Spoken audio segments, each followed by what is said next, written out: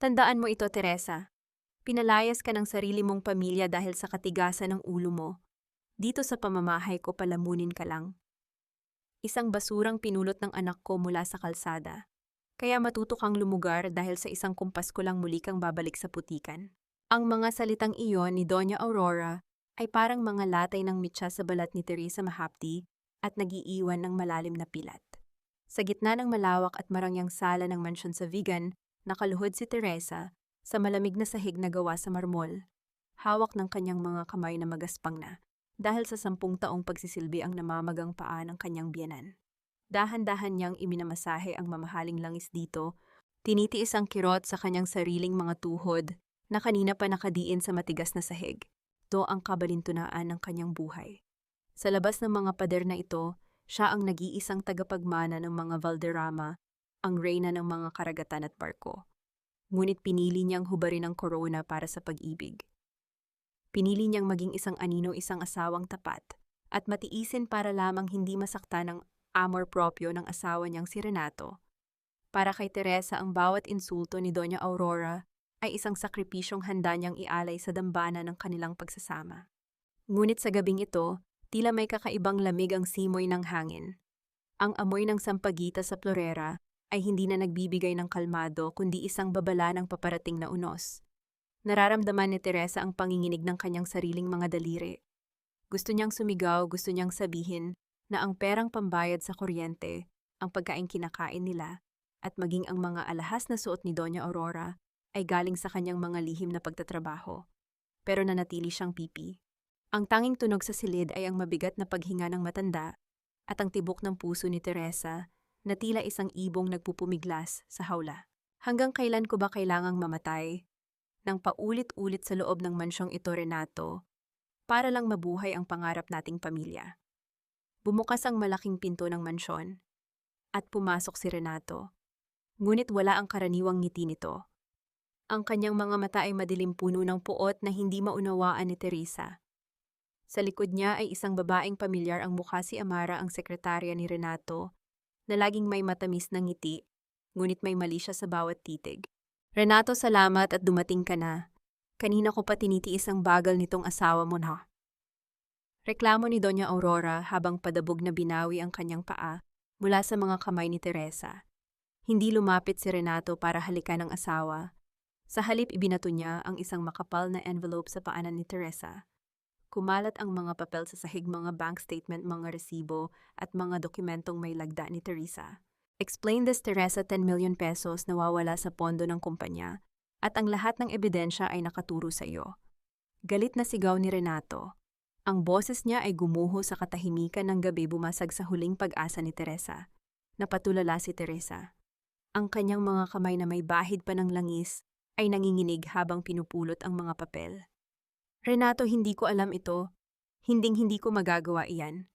Alam mong sa loob ng 10 taon kahit 5 ay hindi ako humingi sa inyo. Liar, isang malakas na sampal mula kay Doña Aurora, ang nagpabagsak kay Teresa sa sahig. Ramdam niya ang lasa ng dugo sa kanyang labi. Kaya pala ang lakas ng loob mong magpanggap na martir dahil unti-unti mo na kaming ninanakawan. Palamunin na nga, magnanakaw pa. Lumapit si Amara at bumulong sapat na para marinig ni Teresa. Poor Teresa, akala mo ba hindi namin alam ang mga secret accounts mo? Renato deserves better. He deserves someone who can actually help him, hindi yung pabigat na tulad mo. Tumingin si Teresa kay Renato, naghahanap ng kahit katiting na pagtitiwala. Ngunit ang nakita niya ay pandidiri.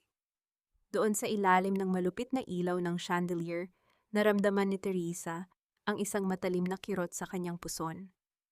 Isang kirot na mas masakit pa sa sampal ni Aurora. Isang lihim na sana ay sorpresa niya para sa kanilang anibersaryo, ang buhay na nabubuo sa kanyang sinapupunan. Renato, makinig ka. Buntis ako. Mahinang sambit ni Teresa, ang boses ay puno ng pagsusumamo.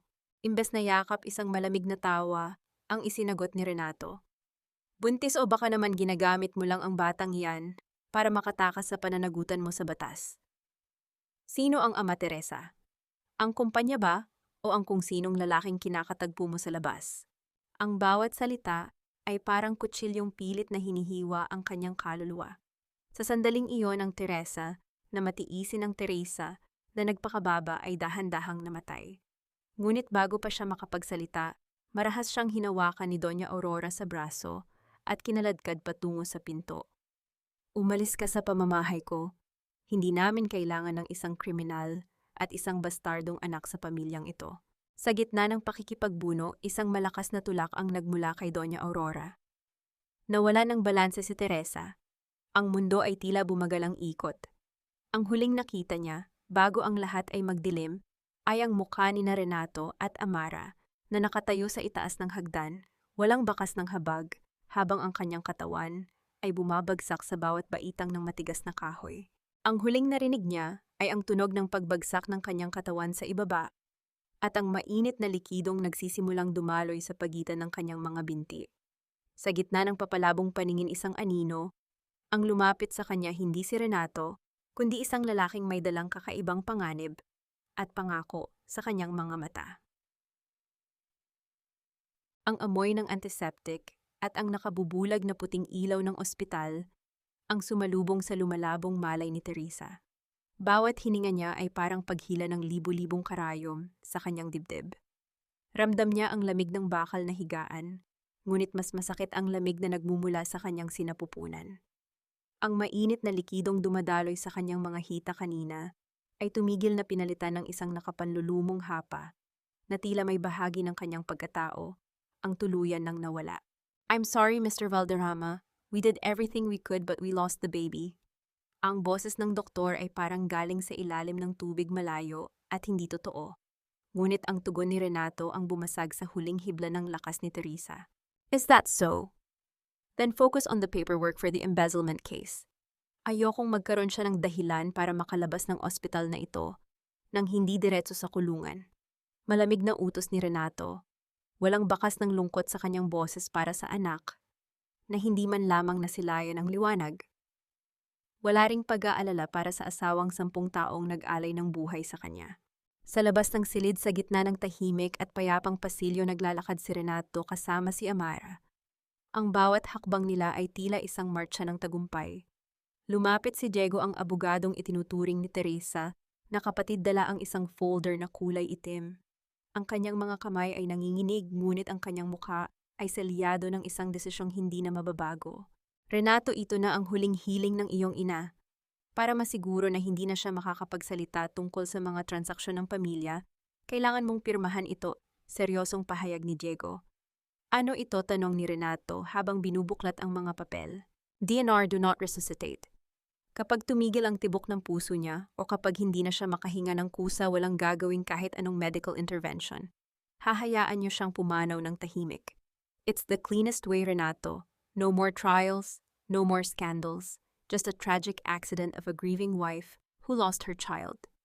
Paliwanag ni Diego, ang bawat salita ay parang lason na unti-unting pumapatay sa dangal ng pagiging tao. Tumingin si Renato kay Amara. Ang babae ay tumango, isang matamis at mapanirang ngiti ang gumuhit sa kanyang mga labi. "Gawin mo na, Honol, para sa atin ito, para sa magiging anak natin." Kinuha ni Renato ang pluma. Ang tunog ng paggasgas ng tinta sa papel ay tila isang hatol ng kamatayan. Walang pag-aalinlangan, walang panginginig. Pinirmahan niya ang dokumentong magtatapos sa buhay ng babaeng nagmahal sa kanya nang higit sa sarili nito. Sa loob ng ICU, nakadilat ang mga mata ni Teresa, nakatitig sa kisame. Naririnig niya ang lahat. Ang bawat salita ay parang latay na humahagupit sa kanyang kaluluwa. Gusto niyang sumigaw, gusto niyang itanong kung nasaan ang puso ng lalaking pinangakuan siyang poprotektahan habang buhay. Ngunit ang tanging lumabas sa kanyang mga mata ay isang huling patak ng luha, isang luha na hindi para sa kanyang sarili, kundi para sa katarungang tila ipinagkakait ng langit. Ilang oras ang lumipas. Sa isang pribadong kwarto sa kabilang panig ng lungsod, itinaas ni Renato at Amara ang kanilang mga basong kristal. Ang pagtama ng mga baso ay lumikha ng isang matunog na musika sa gitna ng katahimikan, isang toast para sa kanilang bagong simula, gamit ang perang ninakaw nila sa kaban ng Valderrama. "To our new life," masayang sabi ni Amara bago ininom ang mamahaling alak. Kasabay ng kanilang tawanan sa loob ng ICU, ang mahinang tunog ng heart monitor ay unti-unting bumabagal. Ang bawat guhit sa screen ay nagiging patag. Ang mga nurse ay nagkatinginan nag-aalinlangan kung lalapit ba sila o hindi dahil sa nakadikit na DNR sa chart ni Teresa. Ang katahimikan sa loob ng silid ay naging bingi, ngunit bago pa man tuluyang maging tuwid ang linya sa monitor, bumukas ang pinto. Isang lalaking nakasuot ng puting gown na may mga matang puno ng misteryo at otoridad ang pumasok. Hindi siya nag-atubili. Nilapitan niya si Teresa at hinawakan ang malamig na kamay nito. Ang presensya ng lalaking ito ay tila nagbigay ng init sa nagyayelong katawan ni Teresa. Sa kabila ng kadiliman naramdaman ni Teresa, ang isang mahigpit na hawak, isang hawak na hindi nagbibigay ng paalam, kundi ng bagong buhay. Inilapit ng lalaki ang kanyang bibig sa tenga ni Teresa at bumulong sa isang boses na puno ng kapangyarihan at pagmamahal na matagal nang hindi naramdaman ng babae. Gising kapatid, hindi pa ito ang wakas. Ako ang magiging sandata mo sa oras na handa ka nang bawiin ang lahat ng kinuha nila sa iyo. Ang huling naramdaman ni Teresa, bago siya tuluyang mawalan ng malay, ay ang malamig na haplos ng isang singsing sa kanyang daliri, ang singsing na may tatak ng pamilya Valderrama, na matagal na niyang itinago. Wala na ang anak mo, Teresa.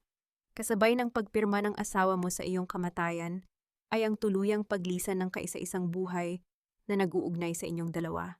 Ang boses ni Dr. Gabriel ay parang isang malamig na hampas ng hangin sa gitna ng madilim na gabi. Nang idilat ni Teresa ang kanyang mga mata, hindi ang puting kisame ng ICU ang kanyang nakita, kundi ang marangyang disenyo ng isang silid na puno ng mga antigong kagamitan at amoy ng mamahaling insenso. Sinubukan niyang bumangon, ngunit ang bawat galaw niya ay sinasalubong ng isang matalim na kirot. Sa kanyang puson, isang paalala ng malupit na pagbagsak niya sa hagdanan at ng operasyong nagligtas sa kanya, ngunit naging huling hantungan ng kanyang sanggol. Dahan-dahang ibinaba ni Teresa ang kanyang nanginginig na kamay patungo sa kanyang tiyan. Ang dating matigas at puno ng pag-asa na bahagi ng kanyang katawan ay wala na. Ngayon tanging ang malambot at walang lamang balat na lamang ang nararamdaman niya sa ilalim ng telang seda. Isang impit na hikbi ang kumawala sa kanyang mga labi, isang tunog ng pagkadurog na hindi kayang tahiin ng kahit anong gamot. Bakit mo pa ako ibinalik? Mahinang tanong ni Teresa, ang kanyang boses ay paos at halos hindi marinig. Dapat ay hinayaan mo na lang akong sumama sa kanya. Wala na akong dahilan para huminga pa. Tumayo si Gabriel mula sa kanyang kinauupuan sa gilid ng bintana. Ang sikat ng araw ay tumatama sa kanyang mukha, ngunit ang kanyang mga mata ay nananatiling nakatago sa anino. Lumapit siya sa kama at inabutan si Teresa ng isang basong tubig. Ang dahilan mo ay wala sa nakaraan, Teresa. Narito iyon sa hinaharap na kinuha nila sa iyo, sabi ni Gabriel sa isang seryosong tono. Iniligtas kita hindi dahil sa awa, kundi dahil sa katarungan. Sa labas ng kwartong ito, itinuturing ka na nilang patay. Para sa kanila, ikaw ay isang alaala na lamang na kailangang ibaon sa limot, kasama ng mga kasalanang ibinintang nila sa iyo. Kinuha ni Gabriel ang isang remote control at binuksan ang malaking telebisyon sa tapat ng kama. Ang balita ay tungkol sa isang marangyang pagtitipon sa Manila. Doon sa harap ng mga kamera ay si Renato. Nakasuot siya ng itim na barong kunway malungkot ang muka, ngunit ang kanyang mga mata ay nagniningning habang hawak ang kamay ni Amara. We are deeply saddened by the loss of my wife, Teresa. It was a tragic accident. But life must go on for the sake of the company, pa. Pahayag ni Renato sa mga reporter. Ang Taglish na pananalita niya ay punong-puno ng kaplastikan.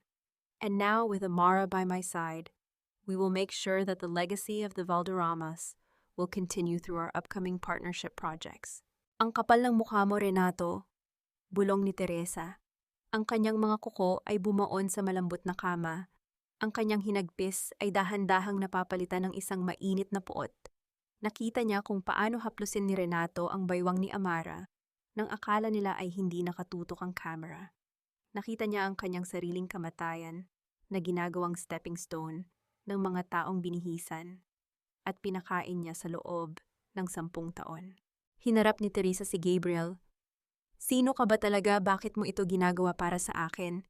Hindi ka lang basta doktor na nagmalasakit. Isang tipid na ngiti ang gumuhit sa mga labi ni Gabriel, ngunit hindi ito umabot sa kanyang mga mata. Sabihin na lang natin na mayroon tayong iisang kaaway. Ang kumpanyang Valderrama na kinalakihan mo ay itinayo sa ibabaw ng mga lihim at pagsasakripisyo. At ako ang aninong hindi nila kayang itago habang buhay. Tinalikuran ni Gabriel si Teresa at naglakad patungo sa kanyang opisina, nakatabi lamang ng silid. Sumunod ang tingin ni Teresa sa kanya. Sa sandaling bumukas ang pinto ng opisina na hagip ng paningin ni Teresa, ang isang bagay na nagpatigil sa tibok ng kanyang puso. Sa ibabaw ng lamesa ni Gabriel nakapatong ang isang lumang litrato. Isang litrato ng kanyang yumaong ama, si Don Teodoro Valderrama. Ngunit ang katabi ng kanyang ama sa larawan ay hindi ang kanyang ina, kundi isang babaeng may malungkot na ngiti at isang batang lalaki na may mga matang kamukhang kamukha ng kay Gabriel. Nanginig ang buong katawan ni Teresa. Ang misteryong bumabalot kay Gabriel ay tila isang malaking pader na unti-unting gumuguho. Bakit nasa iyo ang litrato ni Papa Charles? Tanong ni Teresa sa kanyang isipan, habang ang bawat hinala ay parang isang lason na kumakalat sa kanyang dugo. Lumingon si Gabriel bago tuluyang isara ang pinto.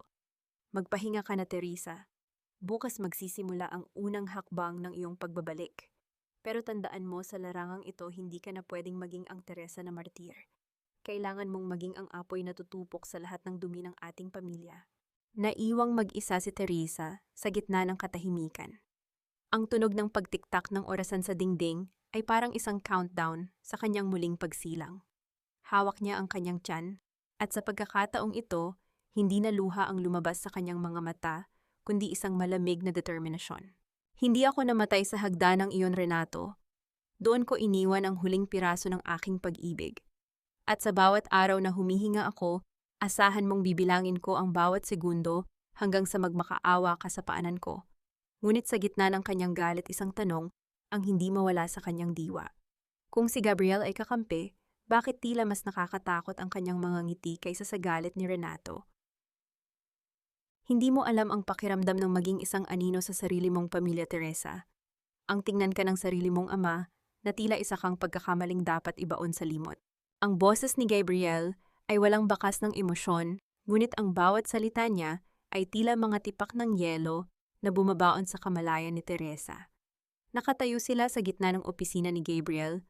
Ang liwanag ng lampara ay nagbibigay ng mahahabang anino sa dingding na puno ng mga dokumentong naglalaman ng lihim na kasaysayan ng mga Valderrama.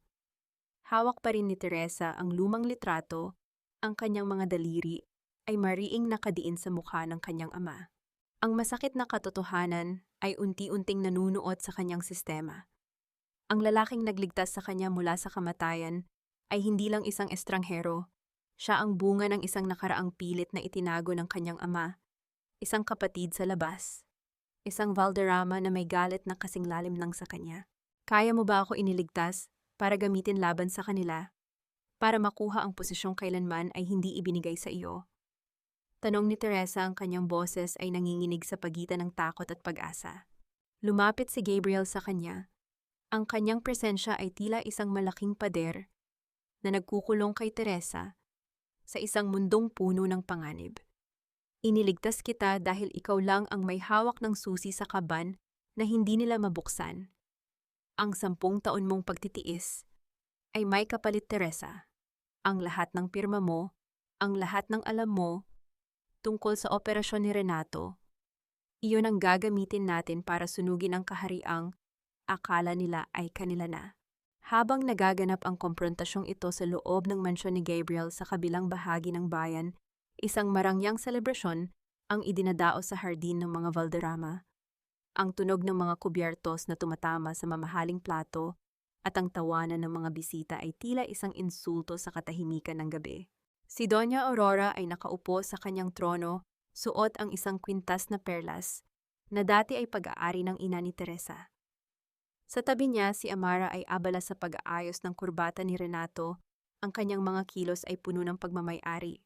Renato, kailangan na nating ilipat ang mga titulo ng lupa sa pangalan ko bago pa magkaroon ng investigasyon ang mga Valderrama sa Manila. Bulong ni Amara, ang kanyang boses ay tila isang ahas na naglalabas ng lason.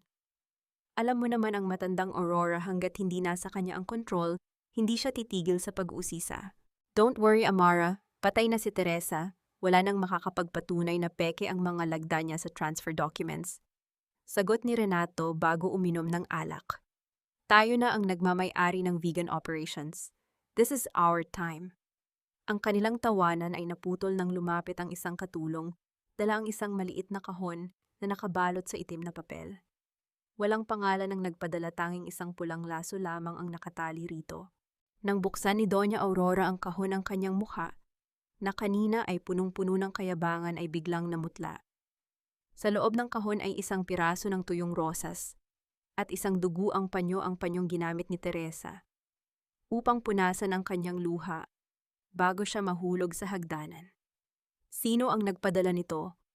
Bulyaw ni Aurora, ang kanyang boses ay bahagyang nanginginig. Renato, sinong gumagawa nito sa atin? Bumalik ang eksena kay Teresa. Nakatayo siya sa harap ng malaking salamin sa silid ni Gabriel. Hawak niya ang isang gunting. Sa bawat gupit niya sa kanyang mahabang buhok, nararamdaman niya ang pagkalas ng bawat kadenang nagtali sa kanya sa pagiging isang asawang martir. Ang mahahabang hibla ng buhok na bumabagsak sa sahig ay tila ang mga tao ng kanyang pagtitiis na tinatapon na niya sa limot. Mula sa gabing ito, wala na ang Teresa na inyong inapi, bulong niya sa sarili habang nakatitig sa kanyang bagong anyo sa salamin. Ang kanyang mga mata ay hindi na puno ng luha, kundi ng isang apoy na handang tumupok. Lumapit si Gabriel, sa likuran niya, tinitingnan ang kanyang refleksyon.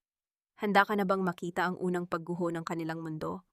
Isang malakas na katok sa pinto ang bumasag sa kanilang sandali. Pumasok ang isang tauhan ni Gabriel, ang mukha ay puno ng pag-aalala. Doktor, narito ang abogadong si Diego. Gusto niyang makita ang bangkay ni Teresa. Sinundan niya ang ating mga bakas.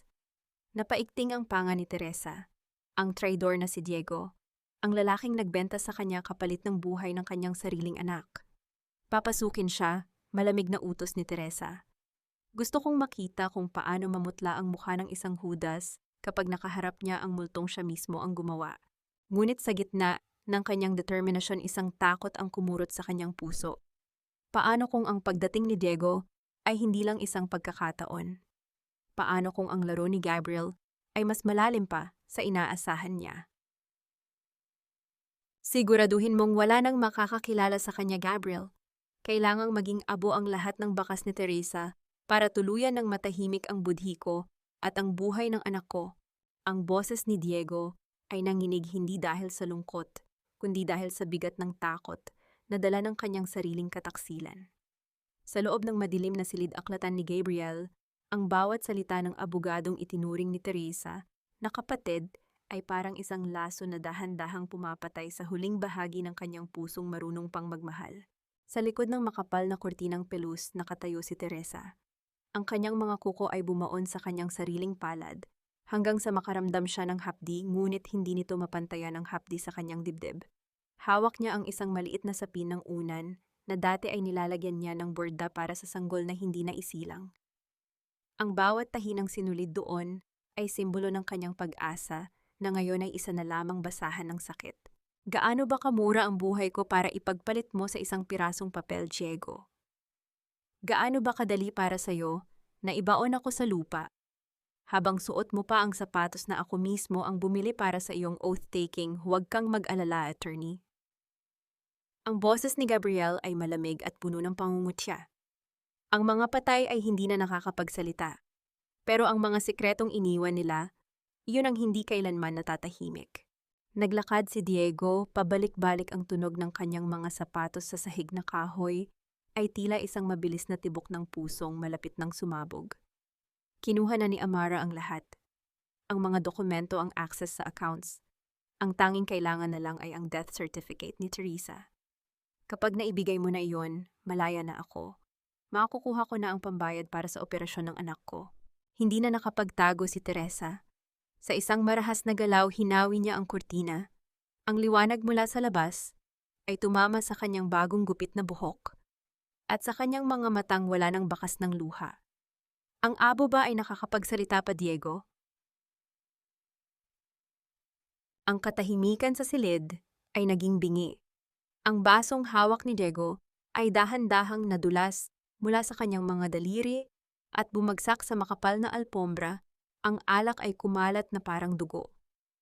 Napasandal siya sa pader, ang kanyang mukha ay nawalan ng kulay, ang kanyang mga labi ay nanginginig ngunit walang lumalabas na tunog. Tita Teresa, sa wakas ay naisambit niya, ang boses ay parang galing sa hukay. Paano? Akala mo ay patay na ako. Akala mo ay naging matagumpay ang pagpirma ni Renato sa kamatayan ko.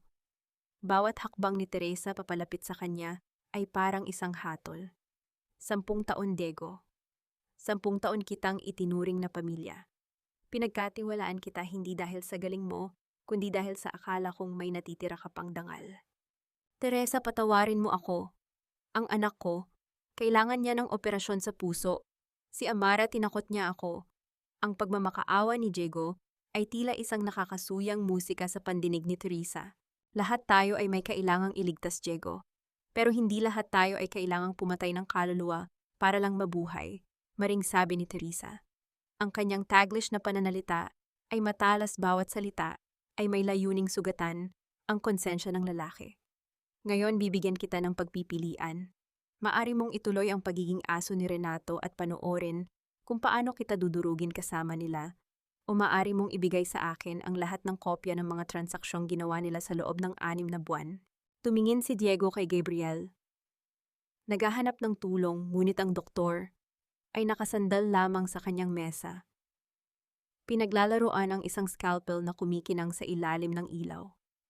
Ang ngiti ni Gabriel ay hindi nagbibigay ng kapanatagan. Don't look at me, Diego, sabi ni Gabriel. I'm just the doctor who brings back the dead. The decision to stay alive is entirely up to you. Nanginginig na kinuha ni Diego ang kanyang bag. Nasa akin ang original na folder. Ibinigay ko lang ang fake copies kay Renato para masiguro kung babayaran nila ako. Teresa, please, huwag mong idamay ang anak ko. Kinuha ni Teresa ang folder. Ang bigat nito sa kanyang kamay ay ang bigat ng katotohanang handa na niyang ilantad. Tiningnan niya si Diego nang may halong pait at awa. Ang anak mo ay walang kasalanan, pero ikaw ang kailangang mabuhay sa bawat gabi na iniisip kung kailan kakatok ang katarungan sa pinto mo. Habang papalabas si Diego ng silid, tila isang anino, nalamang siya ng dating lalaking may ambisyon. Naiwang mag-isa sina Teresa at Gabriel. Ang katahimikan ay muling bumalik, ngunit may halong tensyon na hindi maipaliwanag. You played your part well, Teresa, puna ni Gabriel, habang papalapit sa kanya. But remember, Diego is just a small pawn. The real monsters are still celebrating in Vegan. Hayaan mo silang magdiwang, Gabriel, sa tugon ni Teresa habang tinititigan ang mga dokumento sa kanyang kamay. Dahil sa bawat baso ng alak na iniinom nila, unti-unti silang nalalasing sa sarili nilang kasinungalingan. At kapag nagising sila, wala na silang babalikan. Isang maliit na papel ang nahulog mula sa folder ni Diego. Pinulot ito ni Teresa. Ito ay isang imbitasyon para sa victory party ni Renato at Amara sa susunod na linggo. Ang petsa ng party ay ang mismong kaarawan ng yumaong ama ni Teresa. Ang kanyang panga ay nag-igting. Ang kanyang puso na akala niya ay bato na ay muling kumitig sa galit. Anong balak mo, Ash? Tanong ni Gabriel. Tumingin si Teresa sa malayo, tila nakikita na ang apoy na tutupok sa lahat. Pupunta ako sa party na yon, pero hindi bilang si Teresa na kanilang asawa. Pupunta ako bilang ang bangungot na hindi nila kayang takasan. Ngunit sa likod ng kanyang mga mata, isang tanong ang nanatili. Bakit may isang piraso ng impormasyon sa folder ni Diego na hindi tumutugma sa sinabi ni Gabriel? Isang bank account na may pangalan ni Gabriel na may malaking deposito mula sa kumpanya ng kanyang ama bago ito pumanaw. Sino ba talaga ang dapat kong pagkatiwalaan sa larong ito? Gaano ba kalalim ang mga lihim na itinatago mo sa likod ng puting gown na yan?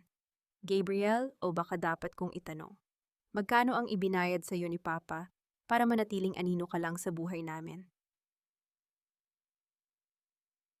Ang tanong na iyon ay nanatiling nakakulong sa isipan ni Teresa habang nakaupo siya sa harap ng bintana ng kanyang silid. Hawak niya ang maliit na piraso ng papel na nakuha niya mula sa folder ni Diego. Ang petsa ng deposito ay 3 araw bago pumanaw ang kanyang ama. $1,000,000. Isang halagang hindi basta-basta ibinibigay kung walang malalim na dahilan. Sa labas ang ulan ay nagsimulang pumatak sa mga dahon ng puno. Ang tunog nito ay tila isang malungkot na ritmo na sumasabay sa pagkabog ng dibdib ni Teresa.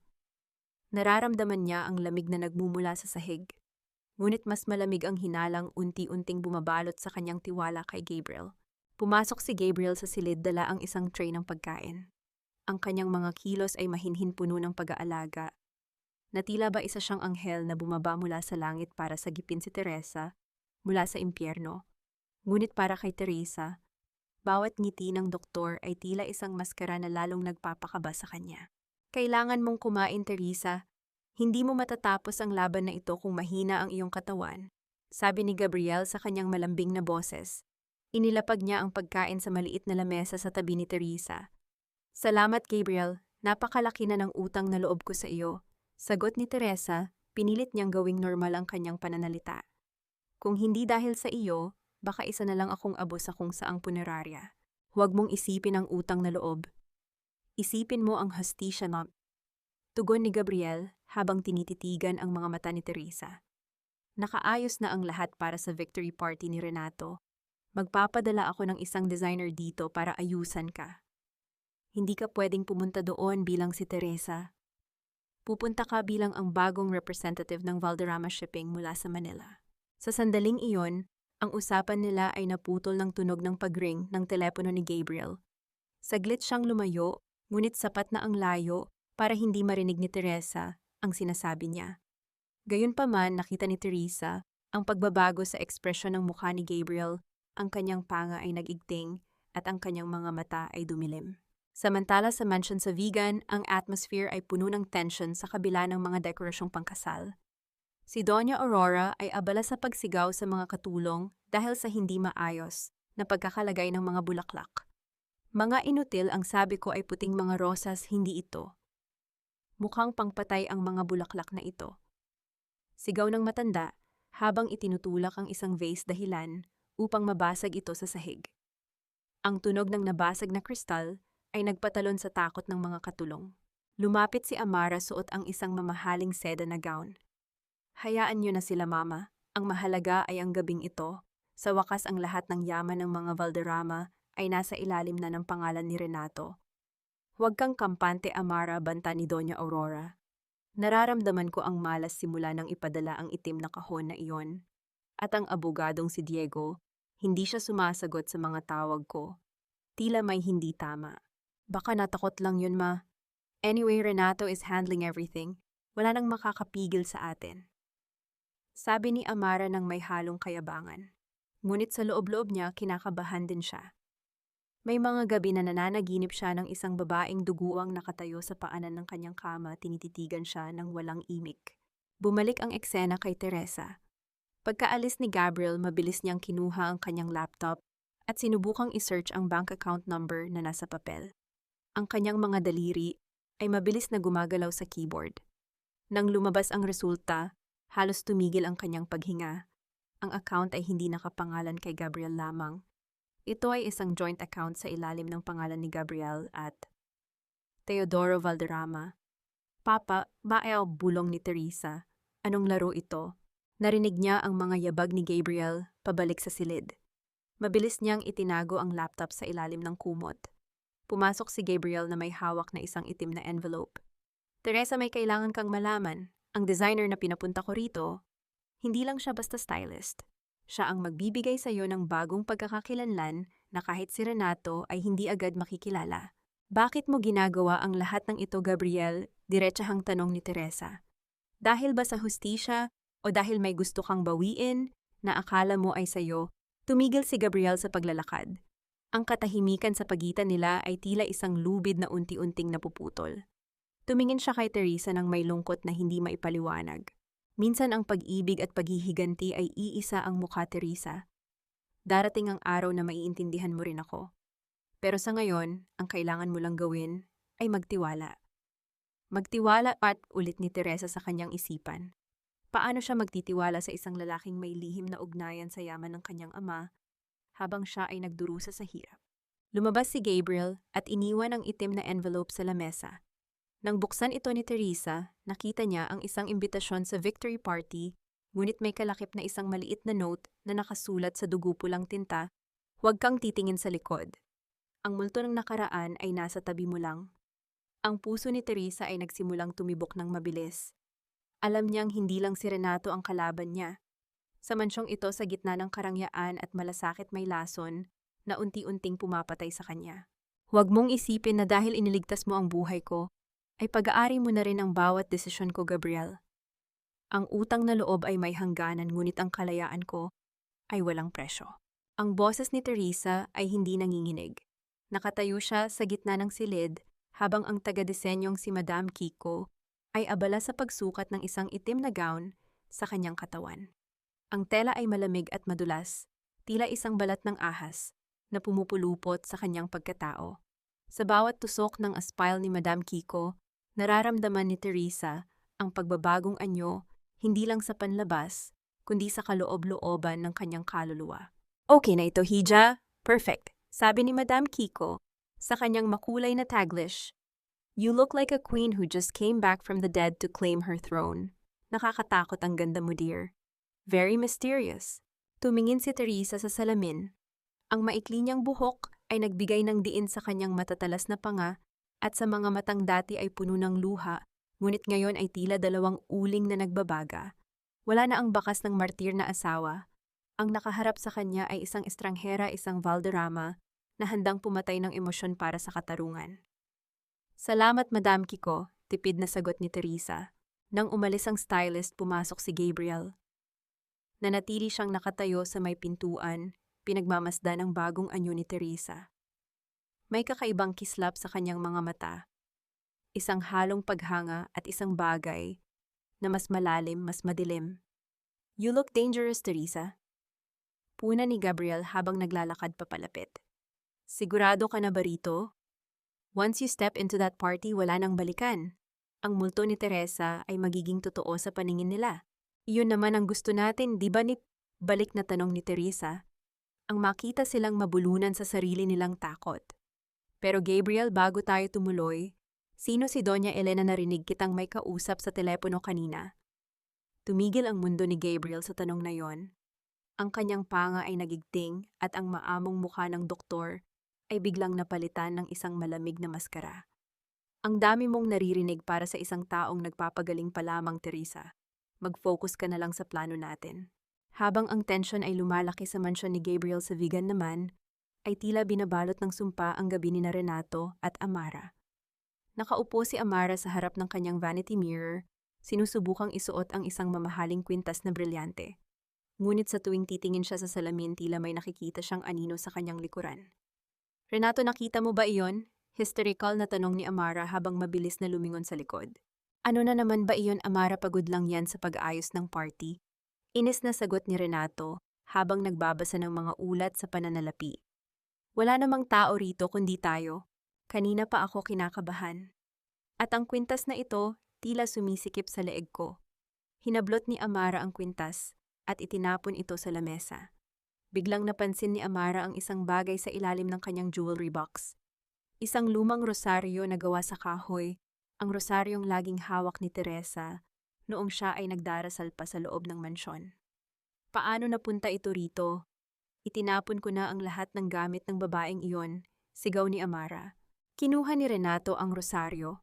Ang kanyang mga daliri ay nanginginig ng mahawakan ang malamig na kahoy. Naalala niya ang gabi sa ospital, ang tunog ng pluma sa papel habang pinipirmahan niya ang DNR. Ang bawat butil ng rosaryo ay tila sumisigaw ng hustisya. "Baka nakalimutan lang ng mga katulong na itapon," sabi ni Renato, ngunit ang kanyang boses ay walang kasiguraduhan. "Huwag kang praning, Amara. Patay na si Teresa. Nakita natin ang flatline sa monitor. Walang bumabalik mula sa hukay." Ngunit sa labas ng kanilang kwarto, sa madilim na pasilyo ng lumang mansyon, isang katulong ang nagmamadaling bumaba. Takot na takot ang kanyang mukha. Ayon sa kanya, narinig niya ang mahinang pag-awit ng isang lullaby mula sa bakanteng silid ni Teresa, ang parehong kanta na inaawit ni Teresa para sa kanyang dinadalang anak. Bumalik ang eksena kay Teresa. Hawak niya ang imbitasyon para sa victory party. Sa kanyang isipan, binubuo na niya ang bawat salitang sasabihin niya. Ngunit may isang bagay na bumabagabag sa kanya. Ang joint account ni na Gabriel at ng kanyang ama. Kinuha ni Teresa ang pagkakataon nang lumabas si Gabriel para kumuha ng mainit na kape. Mabilis siyang pumasok sa opisina nito. Sa ilalim ng isang tumpok ng mga medikal na libro, nakita niya ang isang itim na folder. Nang buksan niya ito, nakita niya ang isang sertipiko ng kapanganakan. Pangalan Gabriel Valderrama, ama Teodoro Valderrama, ina Elena Salvador. Kapatid ko nga siya. Bulong ni Teresa, ang kanyang puso ay tila pinipiga. Pero bakit ngayon lang siya lumitaw? At bakit may nakasulat na sole beneficiary sa insurance ni Papa sa ilalim ng pangalan niya? Biglang bumukas ang pinto. Nakatayo doon si Gabriel, hawak ang 2 tasa ng kape. Ang kanyang tingin ay diretso sa folder na hawak ni Teresa. Walang galit sa kanyang mukha, tanging isang nakakatakot na katahimikan. Nahanap mo na ang huling piraso ng puzzle, Teresa. Sabi ni Gabriel sa isang malalim na boses. Ngayon tanungin mo ang sarili mo. Sino ba talaga ang mas traidor? Ang asawa mong pumatay sa anak mo o ang kapatid mong gustong bawiin ang lahat ng ninakaw sa kanya? Sa gitna ng tensyon, tumunog ang telepono ni Teresa, isang lumang burner phone na ibinigay ni Gabriel. Isang text message ang pumasok mula sa isang unknown number. Nakahanda na ang iyong kabaong sa party mamaya, Teresa. Huwag kang mahuhuli. Ang akala ko ay ikaw ang aking tagapagligtas, Gabriel, ngunit ikaw pala ang huling pako sa aking kabaong.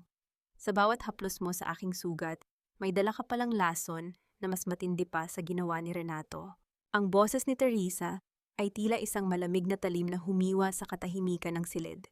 Nakatayo pa rin siya sa tapat ng bukas na folder, ang kanyang mga kamay ay nanginginig habang hawak ang insurance policy ng kanyang ama. Ang katotohanang si Gabriel, ang tanging tagapagmana, ang sole beneficiary, ay tila isang malakas na sampal na gumising sa kanya mula sa isang magandang panaginip ng kaligtasan. Dahan-dahang ibinaba ni Gabriel ang 2 tasa ng kape sa ibabaw ng mesa. Ang tunog ng porselana na tumama sa kahoy ay nagbigay ng isang nakakangilong resonance sa loob ng tahimik na opisina. Hindi siya lumapit, na natili siyang malapit sa pinto, tila isang bantay na nagmamasid sa kanyang bihag. Huwag mong masamain ang mga nakikita mo, Teresa. Ang hustisya ay madalas na may kasamang interes. Ang boses ni Gabriel ay walang bakas ng pagsisisi. Ibinigay sa akin ni Papa ang lahat ng iyan dahil alam niyang sa oras na pumanaw siya, ikaw ay magiging biktima ng sarili mong kabaitan. Inihanda niya ako para bawiin ang Valderrama mula sa mga buwayang tulad ni Renato. Inihanda ka niya o binalot ka niya ng puot? Balik na tanong ni Teresa. 10 taon akong nagtiis sa hirap habang ikaw ay nagpapakasasa sa pera ng Papa. Habang binubugbog ako ng salita ni Doña Aurora, nasaan ka? Ngayong patay na ang Papa, ngayon mo lang maisisipang magpakita. Dahil ngayon lang naging hinog ang pagkakataon. Sa unang pagkakataon, tumaas ang boses ni Gabriel. Kung nagpakita ako noon, pareho tayong naging abo na. Teresa, look at me. Ang insurance na iyan ay gagamitin ko para punduhan ang pagbagsak ni Renato. Hindi ko yan gagamitin para sa sarili ko. Isang mapait na tawa ang kumawala sa mga labi ni Teresa.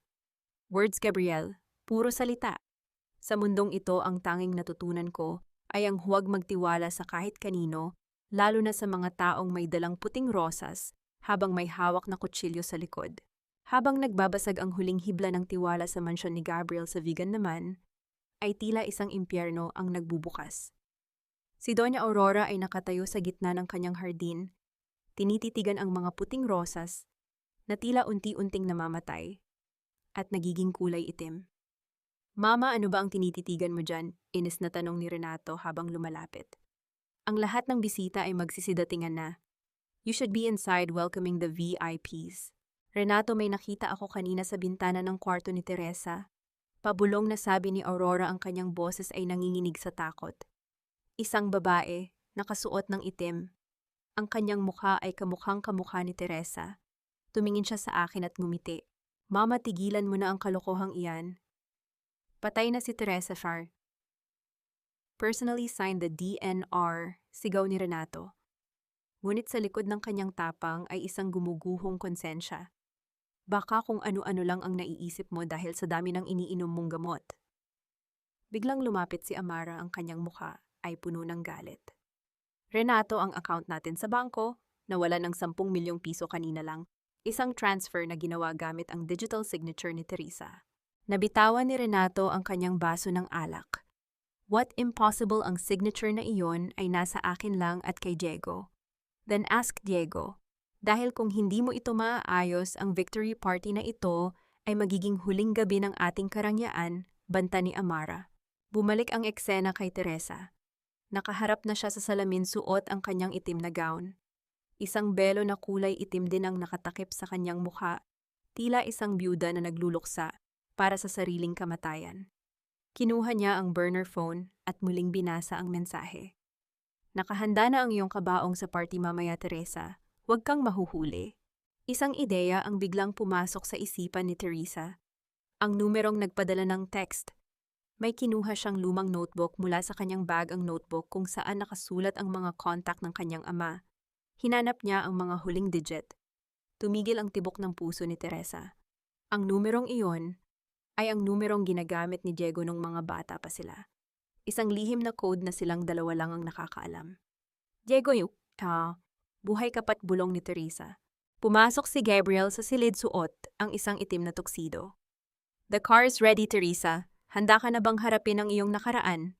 Tumingin si Teresa kay Gabriel sa pamamagitan ng salamin. Handa na ako, Gabriel, pero tandaan mo ito. Kung sakaling traidorin mo ako sa gabing ito, siguraduhin mong mapapatay mo ako ng tuluyan. Dahil kapag nakabangon pa ako, ikaw ang susunod na ililibing ko. Naglakad si Teresa. Palabas ng silid ang tunog ng kanyang mga heels. Sa sahig ay tila isang martsa ng kamatayan.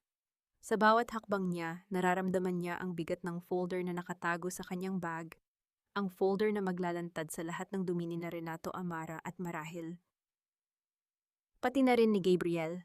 Pagpasok nila sa sasakyan, isang nakakabinging katahimikan ang bumalot sa kanila. Ang ulan sa labas ay tila isang luha ng langit para sa mga kaluluwang malapit ng mawala. Gabriel, tawag ni Teresa habang nakatingin sa labas ng bintana. Bakit ang kabaong ang binanggit sa text? Bakit hindi victory? Dahil sa gabing ito, Teresa, may kailangang mamatay para may mabuhay, sagot ni Gabriel nang hindi tumitingin sa kanya. Pagdating nila sa main entrance ng Valderrama Estate, ang mga flash ng camera ay nagsimulang sumilaw sa kanila. Lumabas si Gabriel at pinagbuksan ng pinto si Teresa. Nang lumabas si Teresa, ang lahat ng tao ay natahimik. Ang misteryosong babaeng nakaitim ay naging sentro ng atensyon. Sa itaas ng balkonahe nakatayo sina Renato at Amara. Tumingin si Renato sa babaeng bumababa mula sa sasakyan. Ang kanyang puso ay biglang tumibok ng mabilis, isang pakiramdam na hindi niya maipaliwanag. Amara, tingnan mo ang babaeng iyon. Sabi ni Renato, ang kanyang boses ay tila isang hangin. Nang iangat ni Teresa ang kanyang ulo at tumingin sa balkonahe, dahan-dahan niyang itinaas ang kanyang belo. Sa ilalim ng mga ilaw ng mansyon, ang kanyang mga mata ay nagtagpo sa mga mata ni Renato. Ang basong hawak ni Renato ay tuluyang nahulog at mabasag sa sahig. Teresa. Ngunit bago pa man makapagsalita si Renato, isang putok ang narinig mula sa madilim na bahagi ng hardin. Hindi ang bala ang pumatay sa katahimikan ng gabi, kundi ang hitsura ng babaeng dapat ay matagal nang naging abo. Ang malakas na putok na iyon ay sinundan ng tunog ng nagkadurog-durog na kristal. Ang dambuhalang ice sculpture sa gitna ng buffet table, isang replika ng barkong Valderrama, ay gumuho. Ang mga piraso ng yelo ay tumalsik sa mamahaling gown ng mga bisita. Nagsigawan ang mga tao, nagtulakan at nagkagulo. Ngunit sa gitna ng kaguluhan, si Renato ay nanatiling estatwa sa balkonahe. Ang kanyang paningin ay nakapako sa babaeng nakatayo sa paanan ng hagdanan. Si Teresa, ang kanyang asawa, ang babaeng pinanood niyang mamatay sa monitor ng ospital. Impossible, you're dead. I saw it. I signed the papers. Ang bulong ni Renato ay tila isang sumpa na lumabas sa kanyang nanginginig na mga labi. Ang kanyang puso ay tumatambol sa kanyang dibdib, na tila isang bilanggo na gustong tumakas. Ang pawis ay nagsimulang mamuo sa kanyang noo sa kabila ng malamig na simoy ng hangin sa vegan. Dahan-dahang naglakad si Teresa paakyat ng hagdanan.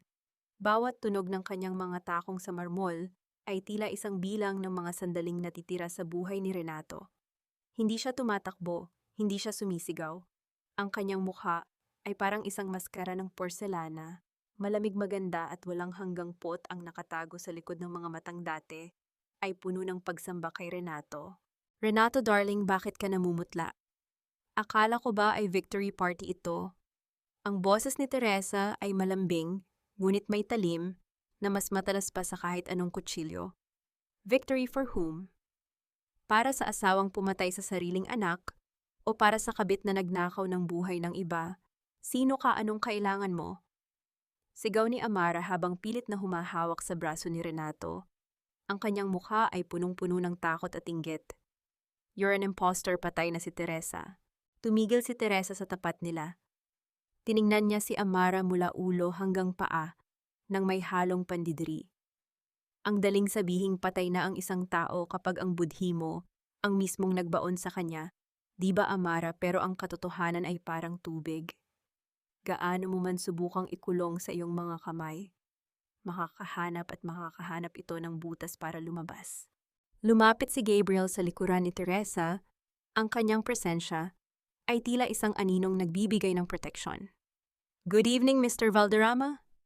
O baka dapat kong sabihing Mr. Fraud? Ako si Dr. Gabriel, ang bagong legal representative ng Valderrama Shipping Main Branch sa Manila. At ang babaeng kasama ko ay ang ating bagong majority shareholder. Anong sinasabi mo? I have the documents, I have the shares. Giit ni Renato, ngunit ang kanyang boses ay nanginginig. Ang mga dokumentong may peking pirma, singit ni Teresa, habang inilalabas ang isang folder mula sa kanyang bag. O ang mga shares na binili mo, gamit ang perang ninakaw mo sa kumpanya ni Papa Renato. I have the original ledgers. I have the records of every centavo you transferred to Amara's secret accounts. Sa gitna ng komprontasyon, isang matandang boses ang bumasag sa tensyon. Teresa, lumingon sila at nakita si Doña Aurora na nakatayo sa pintuan ng mansyon.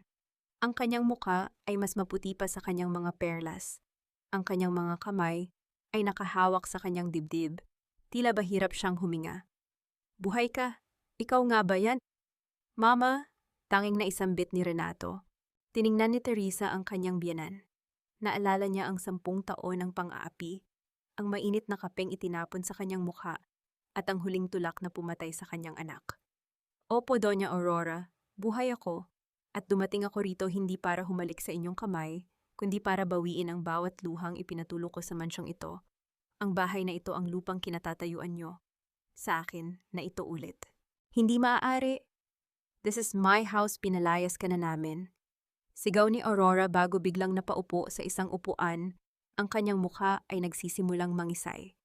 Ang hiya na laging kinatatakutan ng matanda ay unti-unti nang lumalamon sa kanya sa harap ng lahat ng elite ng vegan. Actually, Doña Aurora, according to the trust fund left by Don Teodoro, the moment the marriage is dissolved by betrayal or criminal intent, the properties revert back to the sole heir Pekpek. Paliwanag ni Gabriel nang may malamig na ngiti. At dahil si Renato ang nagpirma ng DNR, isang ebidensya ng tangkang pagpatay, ang kasal niyo ay itinuturing na null and void mula pa noong gabing iyon sa ospital. Napatingin ang lahat ng bisita. Ang mga bulong-bulungan ay parang mga bubuyog na kumalat sa buong hardin. Ang reputasyon na binuo ni Renato sa loob ng 10 taon ay gumuho sa loob ng 10 minuto. Renato, gawin mo ang isang bagay, call the security, hysterical na sigaw ni Amara.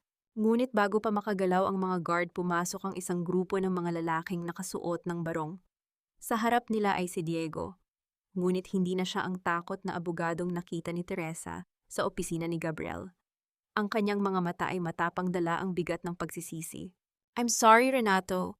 I can't protect you anymore, sabi ni Diego, habang ibinibigay ang isang warrant of arrest sa mga pulis na kasunod niya. Isinuko ko na ang lahat ng ebidensya. Ang forgery, ang embezzlement, at ang tangkang pagpatay kay Teresa. Traidor ka, Diego, pinakain kita. Sigaw ni Renato habang sinusubukang sakta ng abogado, ngunit mabilis siyang napigilan ng mga pulis. Habang pinoposasan si Renato, tumingin siya kay Teresa. Ang kanyang mga mata ay puno ng pagsusumamo. Teresa, please, mahal kita. Ginawa ko lang yun dahil sa pressure ni Mama at Amara. Patawarin mo ako. Lumapit si Teresa kay Renato. Isang huling pagkakataon na tumingin siya sa lalaking minahal niya nang higit sa lahat. Inabot niya ang kanyang kamay at dahan-dahang hinaplos ang pisngi ni Renato. Sa isang sandali umasa si Renato na mapapatawad siya. Ngunit ang haplos ni Teresa ay biglang naging isang malakas na sampal na nagpalingon sa ulo ni Renato. Ang pagmamahal mo ay isang lason, Renato. At ang patawad ko ibinigay ko na yan sa anak ko.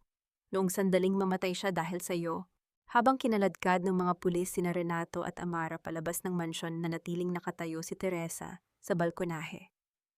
Pinanood niya ang paglayo ng mga sasakyan. Ang mga sirena ay tila isang malungkot na awit ng pagwawakas. Tapos na, Teresa, sabi ni Gabriel sa kanyang tabi. Nakuha mo na ang katarungan. Tumingin si Teresa sa madilim na langit. Hindi niya naramdaman ang saya na inaasahan niya. Ang naramdaman niya ay isang malaking puwang sa kanyang puso. Katarungan ba ito, Gabriel, o isa lang itong bagong simula ng isa pang uri ng kalungkutan? Lumingon si Teresa kay Gabriel at doon niya napansin ang isang bagay. Ang singsing na suot ni Gabriel, ang singsing ng mga Valderrama, ay kumikinang sa ilalim ng ilaw. Ngunit sa likod ni Gabriel sa anino ng pintuan, nakita ni Teresa ang isang tao.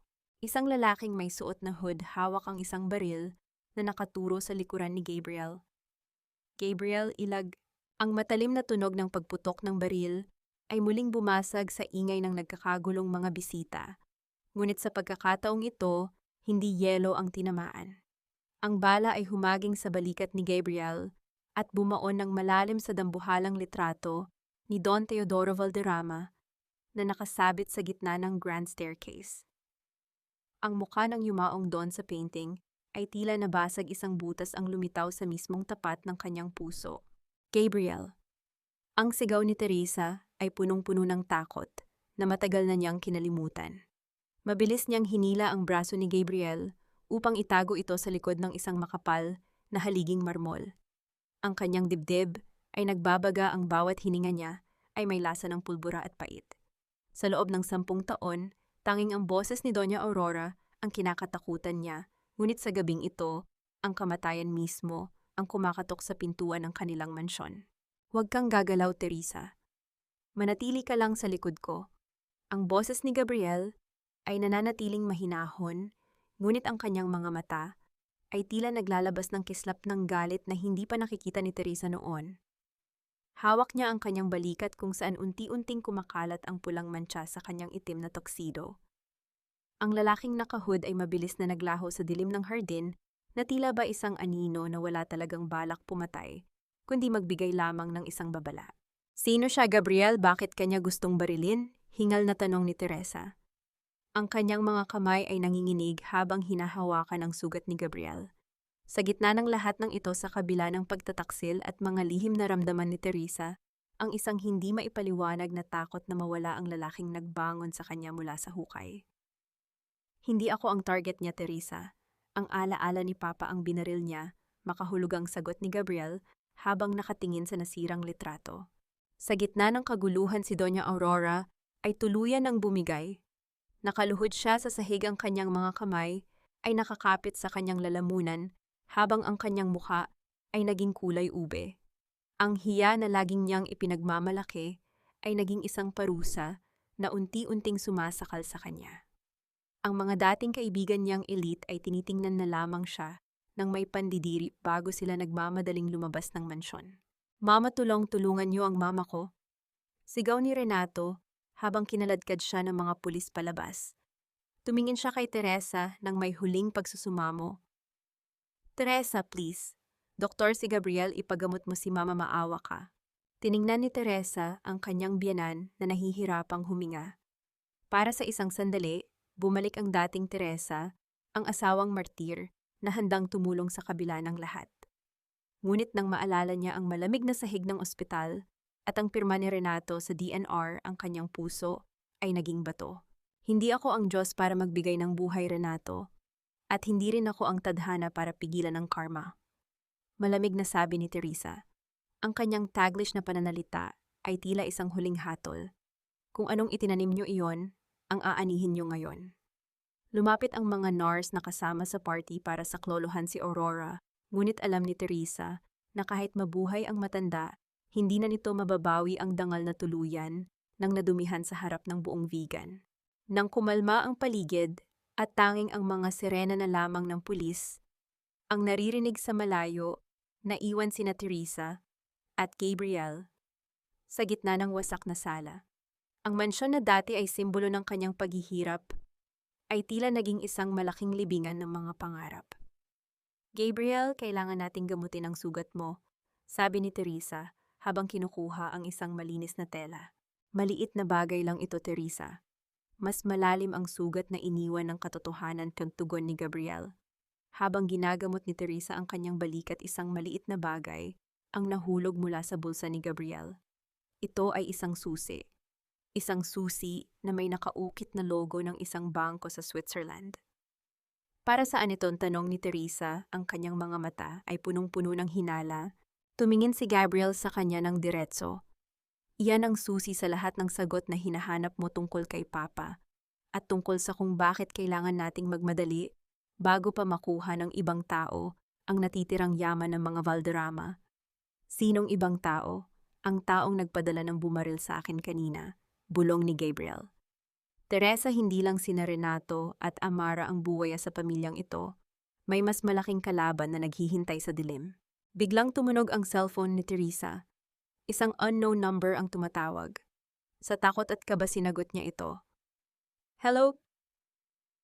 Teresa, hindi mo pa ako nakikilala, ngunit ako ang nag-iisang tao na makakapagsabi sa iyo kung sino talaga si Gabriel Valderrama. Huwag kang magtitiwala sa kanya.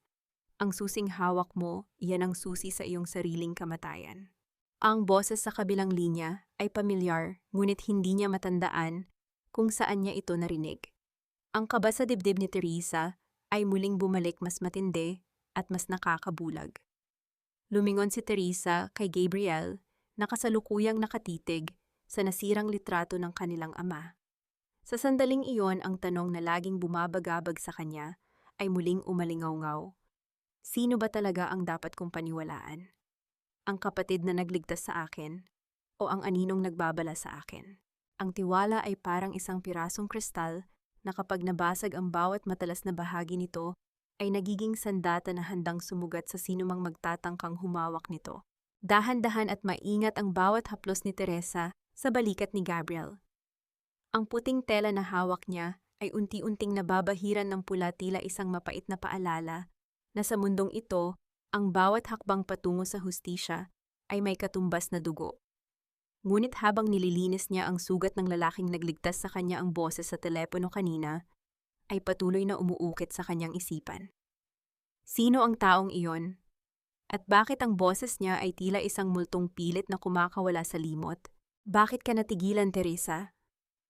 Tanong ni Gabriel. Ang kanyang boses ay mahina ngunit puno ng awtoridad. Tumingin siya sa mga mata ni Teresa, sinusubukang basahin ang gulo sa loob nito. Dahil ba ito sa baril? O dahil sa susing nakita mo? Dahil sa lahat, Gabriel, sagot ni Teresa habang itinatali ang benda sa balikat ng doktor. 10 years akong namuhay sa kasinungalingan ni Renato. Ayokong lumipat sa isa pang mansyon na puno rin ng mga lihim. Ang susing ito, para saan ba talaga ito? Kinuha ni Gabriel ang susi mula sa mesa at tinitigan ito ng matagal. Ito ang huling hablin ni Papa na hindi alam ng lahat. Isang vault sa Switzerland na naglalaman ng mga ebidensya laban sa mga taong pumatay sa kanya. Hindi siya namatay sa sakit, Teresa. Pinatay siya ng unti-unting lason sa kanyang pagkain. Ang balitang iyon ay tila isang malakas na kulog na yumanig sa buong pagkatao ni Teresa. Ano, si Papa? Pinatay? At ang taong tumawag sa iyo kanina, siya ang suspect ko. Dagdag ni Gabriel habang isinusuot ang kanyang polo. Huwag kang maniniwala sa kahit anong sabihin niya. Ang layunin niya ay paghiwalayin tayong dalawa. Dahil alam niyang kapag magkasama tayo, hindi nila makukuha ang Valderrama. Sa gitna ng kanilang usapan, isang boses mula sa labas ng pintuan ang bumasag sa katahimikan. Tao po, Marites lang po, pero may importante akong nakita. Pumasok si Aling Sora, ang kapitbahay na laging nakasilip sa bintana at kilala sa pagiging marites o mapang-usisa sa buong vegan. Ngunit sa pagkakataong ito wala ang kanyang karaniwang tawa. Ang kanyang mukha ay puno ng tunay na pag-aalala. Teresa, hiho Diyos ko, buhay ka nga now. Sigaw ni Aling Sora habang mabilis na lumalapit at niyayakap ang dating asawa ni Renato. Nakita ko ang nangyari kanina. Yung bumaril, nakita ko ang sasakyang sinakyan niya bago siya tumakas. Sino siya, Aling Sora? May nakita ba kayong mukha? Tanong ni Teresa ng may pag-asa. Hindi ko nakita ang mukha dahil nakamaskara, pero ang plate number, familiar sa akin, bulong ni Sora habang tumitingin kay Gabriel ng may pag-aalinlangan. Iyon ang sasakyang laging nakaparada sa tapat ng opisina ni Attorney Diego bago pa man mangyari ang gulo sa inyo. Napaigting ang panga ni Teresa. Si Diego, pero kasama natin siya kanina. Siya ang nagpadala ng mga pulis. Baka naman double-cross ito, Teresa, man, singit ni Gabriel. Diego might be playing both sides. Ngunit may napansin si Teresa sa kilos ni Aling Sora. Ang matanda ay tila may gustong sabihin pero natatakot kay Gabriel. Nang abutan ni Teresa ng tubig ang matanda, mabilis na may isiningit na maliit na papel si Sora sa palad ni Teresa. Sige na, Hija, mag-iingat kayo. Ang daming masasamang loob sa paligid. Sabi ni Sora bago mabilis na naglakad palabas, tila natatakot na abutan pa ng dilim sa loob ng mansyon. Nang makalabas si Sora lihim, na binasa ni Teresa ang papel. Ang nakasulat doon ay nagpalamig sa kanyang buong sistema, mag-ingat ka kay Gabriel. Nakita ko siya sa ospital noong gabing pinirmahan ang DNR. Hindi siya pumasok para iligtas. Pumasok siya para tiyakin na wala ka ng malay bago kanya itago. Ang puso ni Teresa ay nagsimulang tumibok ng mabilis, tila isang tambol na nagbababala ng panganib. Tumingin siya kay Gabriel, na kasalukuyang nakatalikod at inaayos ang mga dokumento sa mesa. Ang lalaking ito na tinatawag niyang kapatid, ang lalaking nagbangon sa kanya, posible bang siya rin ang nagbaon sa kanya sa dilim?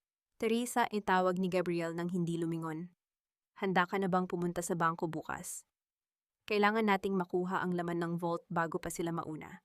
Huminga ng malalim si Teresa, pinilit na itago ang panginginig ng kanyang boses. Handa na ako, Gabriel, pero kailangan ko munang dumaan sa simbahan. Gusto kong mag-alay ng dasal para sa anak ko. Sasamahan kita, mabilis na tugon ni Gabriel. Hindi na. Gusto kong mapag-isad, mariing sabi ni Teresa. Tumingin si Gabriel sa kanya, ang kanyang mga mata ay tila naging dalawang madilim na balon. Sa panahong ito, Teresa, ang pag-iisa ay katumbas ng kamatayan. Sasamahan kita sa ayaw mo at sa gusto. Sa sandaling iyon, naramdaman ni Teresa na ang mansyong ito ay hindi na isang kanlungan kundi isang mas magarbong kulungan. At ang susing hawak niya marahil ay hindi ito susi sa yaman kundi susi sa isang katotohanang mas masakit pa kaysa sa kamatayan. Habang naglalakad sila palabas ng mansyon patungo sa sasakyan, napansin ni Teresa ang isang anino sa di kalayuan. Isang lalaking nakatayo sa ilalim ng poste ng ilaw, tinititigan sila ng matagal bago dahan-dahang itinaas ang kanyang kamay at itinuro ang direksyon ni Teresa. Hindi ito ang shooter. Ito ay isang taong mas pamilyar.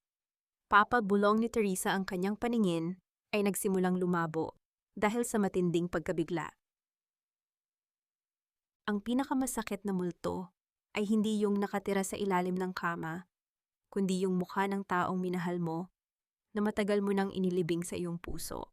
Ang bulong na iyon ay tila hangin na dumaan sa pandinig ni Teresa habang nakapako ang kanyang paningin sa aninong nakatayo sa ilalim ng dilaw na ilaw ng poste. Ang kanyang mga binti ay tila nagkaroon ng sariling isip. Binitawan niya ang laylayan ng kanyang itim na gown at nagsimulang tumakbo patungo sa kalsada. Ang bawat hakbang niya ay sinasabayan ng mabilis na pagtibok ng kanyang puso, isang pagtibok na puno ng luma at bagong sakit. Papa, sandali. Ang sigaw ni Teresa ay bumasag sa katahimikan ng gabi, ngunit bago pa siya makalampas sa gate ng mansyon, isang matitigas na kamay ang humawak sa kanyang braso at marahas siyang hinila pabalik. Teresa, stop it! Wala doon ang papa mo. Ang boses ni Gabriel ay matigas, halos dumadagundong sa galit. Namamatay na ang mga selula ng utak mo dahil sa trauma. Teodoro Valderrama is dead. I saw him buried with my own eyes. Bitawan mo ako, Gabriel, nakita ko siya, hindi ako nagkakamali. Pilit na kumakawala si Teresa, ang kanyang mga mata ay nananatiling nakatitig sa bakanting pwesto sa ilalim ng ilaw. Ang lalaki ay naglaho na tila ba isang usok na tinangay ng hangin. Yung tayo niya yung paraan ng pagtingin niya. Siya yun. Iyan ang laso ng pag-asa, Teresa. Pinapakita nito ang gusto mong makita, hindi ang katotohanan. Malamig na sabi ni Gabriel habang pilit na iniaakma ang kanyang katawan para harangan ang paningin ni Teresa. Gusto mo bang isipin ng mga tao na nababaliw ka na? Gusto mo bang manalo sina Renato dahil lang sa pagiging mahina mo? Ang salitang mahina ay tila isang sampal na nagpatahimik kay Teresa. Dahan-dahan niyang ibinaba ang kanyang mga kamay, ang kanyang balikat ay bumagsak sa pagod at kalituhan. Tumingin siya kay Gabriel at sa unang pagkakataon, nakita niya ang isang bagay na hindi niya napansin noon, isang maliit na ngiti sa gilid ng mga labi ng doktor na tila ba nasiyahan sa kanyang pagdurusa. Sumakay sila sa sasakyan nang walang imik. Ang tunog ng ulan sa bubong ng kotse ay tila libu-libong maliliit na daliri na kumakatok naghahanap ng paraan para makapasok. Habang nagmamaneho si Gabriel patungo sa simbahan, lihim na kinapa ni Teresa ang papel sa kanyang bulsa, ang babala ni Aling Sora. Hindi siya pumasok para iligtas, pumasok siya para tiyakin na wala ka ng malay. Ang bawat letra ng sulat ay tila mga tinik na bumaon sa kanyang palad. Kung totoo ang sinabi ni Sora, kung si Gabriel ay bahagi ng plano noong gabing iyon, sino ang tunay na nagligtas sa kanya? At sino ang lalaking nakita niya sa labas? Pagdating sa lumang simbahan ng vegan, ang amoy ng insenso at lumang kahoy ang sumalubong sa kanila. Ang katahimikan sa loob ay nagbibigay ng bigat sa dibdib. Lumapit si Teresa sa altar ng mga kandila. Kumuha siya ng isang maliit na puting kandila at dahan-dahan itong sinindihan. Anak, bulong niya habang nakatitig sa maliit na apoy. Kahit hindi kita nayakap, ikaw ang lakas ko. Pangako hindi masasayang ang bawat patak ng dugo natin. Sa tabi niya, nanatiling nakatayo si Gabriel, nakamasid na tila isang hukom. Tapos ka na ba? Kailangan na nating magpahinga para sa biyahe bukas patungong Manila. Ang bangko ay magbubukas ng 9:00. Bakit kailangang bukas agad, Gabriel? Bakit parang mas excited ka pa kaysa sa akin na makuha ang laman ng vault? Diretsahang tanong ni Teresa. Dahil ang oras ay ginto, Teresa. At sa laban na ito ang mahuli ay talo, sagot ni Gabriel nang hindi kumukurap. Palabas na sila ng simbahan nang may isang matandang babaeng nagtitinda ng sampagita ang humarang sa kanila. Ang kanyang mukha ay puno ng kulubot, ngunit ang kanyang mga mata ay nagniningning sa ilalim ng madilim na belo. Napakaganda mong bata, Hija. Ngunit ang rosas na hawak mo ay may lason sa tangkay, sabi ng matanda habang iniaabot ang isang kwintas ng sampagita kay Teresa. Tumingin ang matanda kay Gabriel at biglang napaantanda. Ang anino ng nakaraan ay hindi mo kayang patayin gamit ang puting gown, doktor. Mabilis na hinila ni Gabriel si Teresa palayo. Huwag kang makinig sa mga baliw sa kalsada, let's go. Ngunit bago pa sila makapasok sa sasakyan, isang itim na van ang mabilis na huminto sa harap nila. Bumukas ang bintana at isang envelope ang inihagis sa paanan ni Teresa. Sa loob ng envelope ay isang litrato-litrato ni Gabriel na nakikipagkamali kay Renato sa loob ng isang madilim na restaurant. May petsang isang linggo bago ang aksidente ni Teresa sa hagdanan. Ang mundo ni Teresa ay tila gumuho sa pangalawang pagkakataon. Tumingin siya kay Gabriel, ang kanyang mga mata ay punong-puno ng galit at pandidiri. Explain this, Gabriel. Ngayon mo sabihin sa akin na ikaw ang tagapagligtas ko. Ngunit bago pa makasagot si Gabriel, ang tunog ng papalapit na mga sirena ng pulis ay muling narinig. Hindi ito para kay Renato. Ang mga pulis ay huminto sa tapat nila at ang boses ng isang opisyal ay umalingaw-ngaw sa paligid. Dr. Gabriel Valderrama, you are under arrest for the illegal detention and kidnapping of Teresa Valderrama. Napatulala si Teresa. Ang taong nagligtas sa kanya ay aarestuhin dahil sa kanya. O ito ay isa pang laro ni Renato para tuluyan siyang mabawi. Sa gitna ng kaguluhan, isang kamay ang humawak sa balikat ni Teresa mula sa likuran. Isang pamilyar na boses ang bumulong sa kanyang tenga. ang boses na narinig niya sa telepono kanina. Tumakbo ka na, Teresa, habang abala pa sila sa kapatid mong huwad. Huwag kang lilingon, Teresa. Ang bawat lilingon ay nagiging asin na tutunaw sa sariling luha. Ang boses na iyon ay parang isang malamig na haplos ng katarungan at panganib. Nararamdaman ni Teresa ang mahigpit na pagkakahawak sa kanyang siko, hinihila siya palayo sa nakasisilaw na asul at pulang ilaw ng mga sasakyan ng pulis. Sa gitna ng kaguluhan, nakita niya kung paano itinulak ng mga opisyal si Gabriel papasok sa likuran ng mobile. Ang mukha ng doktor na dati ay puno ng kapanatagan ay nabahira ng isang emosyong hindi maipaliwanag, takot ba iyon o pagsisisi. Teresa, huwag kang maniwala sa kanila patibong ito. Ang sigaw ni Gabriel ay unti-unting nilamon ng tunog ng umaalulong na sirena, habang mabilis na umarangkada ang sasakyan. Naiwan si Teresa sa madilim na sulok ng simbahan, hinihingal ang kanyang puso, ay tila isang tambol na mabilis ang pagtibok. Ang bawat bahagi ng kanyang pagkatao ay nanginginig. Ang lalaking nagligtas sa kanya ay kinuha ng batas. At ang lalaking humahawak sa kanya ngayon ay isang misteryong hindi niya pa nahaharap. Dahan-dahang humarap si Teresa sa taong nasa likuran niya. Sa ilalim ng anino ng malaking kampanaryo, unti-unting luminaw ang mukha nito. Hindi ito ang kanyang ama. Ito ay si Mang Cardo, ang dati at pinagkakatiwalaang bodyguard ng kanyang yumaong ama na akala niya ay namatay na sa isang aksidente ilang taon na ang nakalilipas. Mang Cardo, buhay kayo. Bulong ni Teresa, ang kanyang boses ay halos maglaho sa hangin. Itinago ako ng iyong ama, Teresa, dahil alam niyang darating ang araw na ito, ang araw na wala ka nang matatakbuhan, kundi ang katotohanan. Sabi ni Mang Cardo, ang kanyang boses ay malalim at puno ng bigat ng nakaraan. Mabilis siyang iginya ni Mang Cardo patungo sa isang lumang jeep na nakaparada sa masukal na bahagi ng kalsada. Habang bumibiyahe sila palayo sa sentro ng Vigan, hindi mapigilan ni Teresa ang pag-agos ng kanyang mga luha. Ang bawat alaala niya kay Gabriel, ang pag-aalaga nito, ang mga pangako ng paghihiganti, ay tila mga piraso ng salamin na sumasaksak sa kanyang dibdib. Bakit, Mang Cardo? Bakit kailangang maging ganito si Gabriel? Nakita ko ang litrato. Kasabwat ba talaga siya ni Renato? Tanong ni Teresa habang nakatingin sa labas ng bintana, pinapanood ang mga puno na tila mga aninong tumatakbo sa dilim.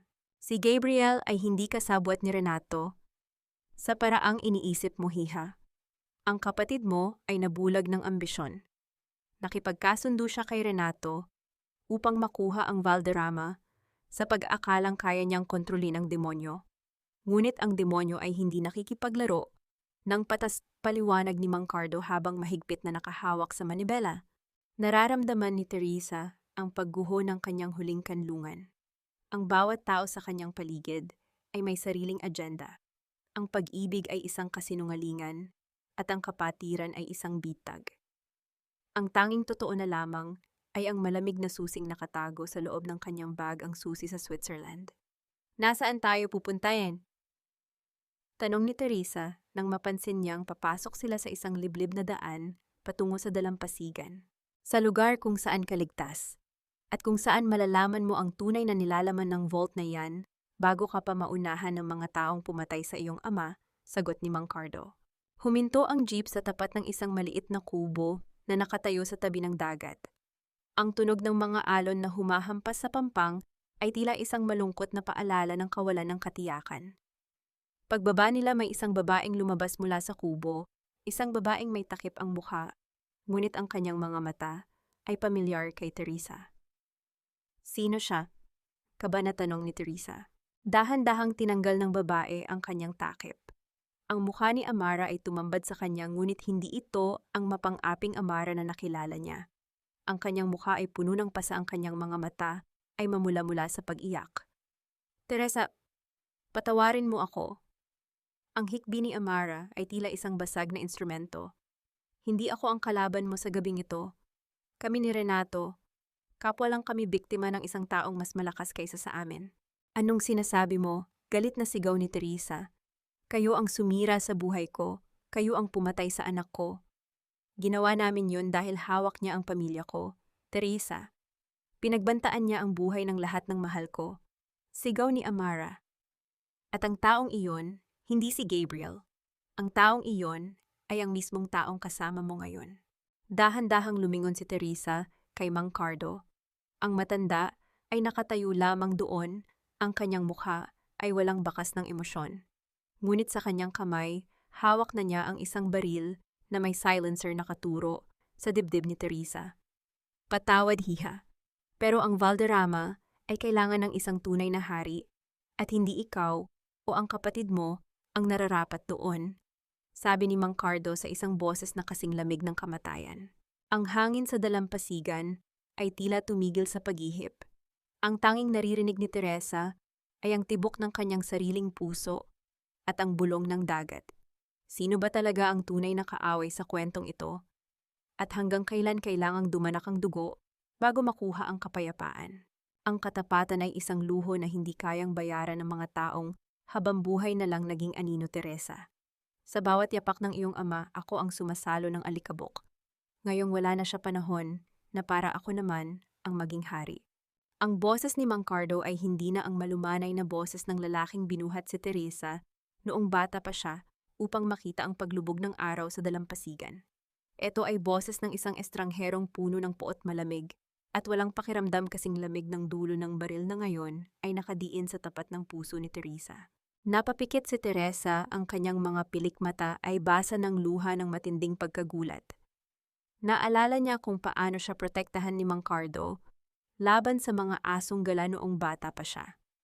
Itinuring niya itong pangalawang ama ang tanging natitirang koneksyon niya sa kabutihan ng kanyang tunay na magulang. Ngunit sa ilalim ng buwan, ang anino ng lalaking pinagkatiwalaan niya ay naging isang halimaw na handang lumamon sa kanyang buong pagkatao. Ramdam ni Teresa ang panginginig ng kanyang sariling kalamnan. Ang bawat tibok ng kanyang puso ay tila isang marahas na suntok sa kanyang tadyang. Ang hangin na nagmumula sa dagat ay may amoy ng asin at kamatayan na nanunuot sa kanyang ilong at nagpapasikip sa kanyang lalamunan. Bakit sa bawat oras na akala ko ay nakatagpo na ako ng katarungan, ay may panibagong patalim na sumasaksak sa aking likuran? Mang Cardo, bakit? Ang tanging naisambit ni Teresa, ang kanyang boses, ay isang manipis na hibla ng sakit. Lahat ay ibinigay ni Papa sa'yo, ang bahay mo, ang pag-aaral ng mga anak mo. Hindi ba sapat iyon? Sapat ang tawagin kang sir, habang nilalamon mo ang lahat ng yaman, samantalang ako ay tagabukas lang ng pinto. Isang mapait na tawa ang kumawala kay Mang Cardo. Ibinigay ko ang buhay ko sa pamilya mo, at ang nakuha ko lang ay ang titulong matapat na aso. Tapos na ang panahon ng pagsunod, Teresa. Ibigay mo sa akin ang susi. Napahikbi si Amara sa sulok, ang kanyang mukha ay nabahiran ng dugo at buhangin. Teresa, papatawarin mo ako. Siya ang nag-utos sa amin ni Renato. Pinagbantaan niya ang pamilya ko. Siya ang unti-unting naglason sa papa mo. Siya ang utak sa lahat. Ang katotohanan ay tila isang malakas na hampas ng alon na nagpaguho sa huling muog ng katatagan ni Teresa. Ang kanyang ama ay hindi namatay sa natural na dahilan. Pinatay ito ng taong nasa tabi nito bawat segundo. Ang galit na kanina ay nakatago sa likod ng takot ay biglang naglagablab sa mga mata ni Teresa. Hinding-hindi mo makukuha ang susing ito, Cardo. Mariing, sabi ni Teresa. Kahit nanginginig ang kanyang buong katawan, tumayo siya ng tuwid. Dahil ang yaman ng mga Valderrama ay hindi para sa isang mamamatay taong tulad mo. Huwag mong subukan ang pasensya ko, Hija. Isang kalabit lang ng daliri ko, magkakasama na kayo ng anak mo sa kabilang buhay. Banta ni Cardo habang inihahanda ang baril. Ngunit bago pa makagalaw si Cardo, isang matunog na huni ng mga tuyong dahon ang narinig mula sa likuran ng kubo. Ang tunog ay marahan tila isang taong sadyang nagpapakilala ng kanyang presensya. Isang anino ang dahan-dahang lumitaw mula sa kadiliman, isang figurang pamilyar na pamilyar kay Teresa. Cardo, ibaba mo ang baril. Ang laro ay tapos na. Ang boses na iyon ay hindi kay Gabriel. Ito ay isang boses na malalim puno ng awtoridad at may tono ng isang taong matagal nang pinaniniwalaang wala na sa mundong ito. Ang liwanag ng buwan ay tumama sa mukha ng lalaki at doon nanigas ang buong mundo ni Teresa. Papapay ang pabulong na tanong ni Teresa ay tila isang panalangin. Napatulala si Cardo, ang kanyang kamay na hawak ang baril ay nagsimulang manginig. Hindi maaari. Patay ka na, nakita ko ang paglilibing sa iyo. Ang akala mo ay lason ang ibinibigay mo sa akin, Cardo, ngunit alam ko ang bawat galaw mo bago mo pa ito gawin, sabi ng lalaking kamukhang kamukha ni Don Teodoro Valderrama. Ang kabaong na ibinaon mo ay walang laman kundi ang iyong sariling kataksilan. Sa gitna ng tensyon, biglang bumukas ang mga ilaw ng ilang sasakyang nakapaligid sa kubo. Hindi ito mga pulis. Ang mga sasakyan ay may tatak ng isang pamilyar na kumpanya ng seguridad na tanging ang mga Valderrama lang ang may kakayahang kumuha. Ngunit habang nakatitig si Teresa sa lalaking kamukha ng kanyang ama, napansin niya ang isang bagay. Ang lalaki ay may hawak na isang device at ang kanyang mga mata ay tila walang emosyon, isang tingin na mas malamig pa kaysa kay Gabriel. Ibigay mo ang susi sa akin, Teresa, sabi ng lalaki. Para matapos na ang lahat ng ito, isang matalas na pakiramdam ng panganib ang dumaan sa likod ni Teresa. Bakit hindi siya tinatawag na anak? Bakit ang kanyang tingin ay nakapako lamang sa bag na hawak ni Teresa? Biglang sumigaw si Amara mula sa loob ng kubo. Teresa, huwag. Hindi siya ang papa mo, huwag kang lalapit. Isang malakas na tunog ng pagkasa ng baril ang narinig, ngunit hindi mula kay Cardo, kundi mula sa direksyon ng mga bagong dating. Sa gitna ng kaguluhan, isang tanong ang nananatiling sumasaksak sa isipan ni Teresa. Sino ba talaga ang kakampi sa mundong ito, na puno ng mga maskara and remote lahat?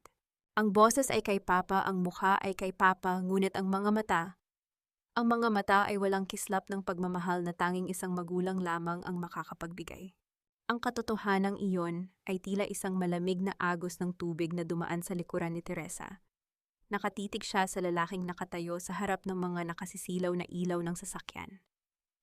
Ang bawat detalye ng mukha nito, ang pilat sa kilay, ang hubog ng ilong, maging ang paraan ng pag-aayos ng buhok ay isang eksaktong kopya ni Don Teodoro Valderrama. Ngunit sa tuwing bibigkas ito ng salita, tila may isang mekanikal at hungkag na tunog na hindi kayang lokohin ang puso ng isang anak. Teresa, anak, bakit ka nakikinig sa babaeng iyan? Halika rito, ibigay mo sa akin ang susi.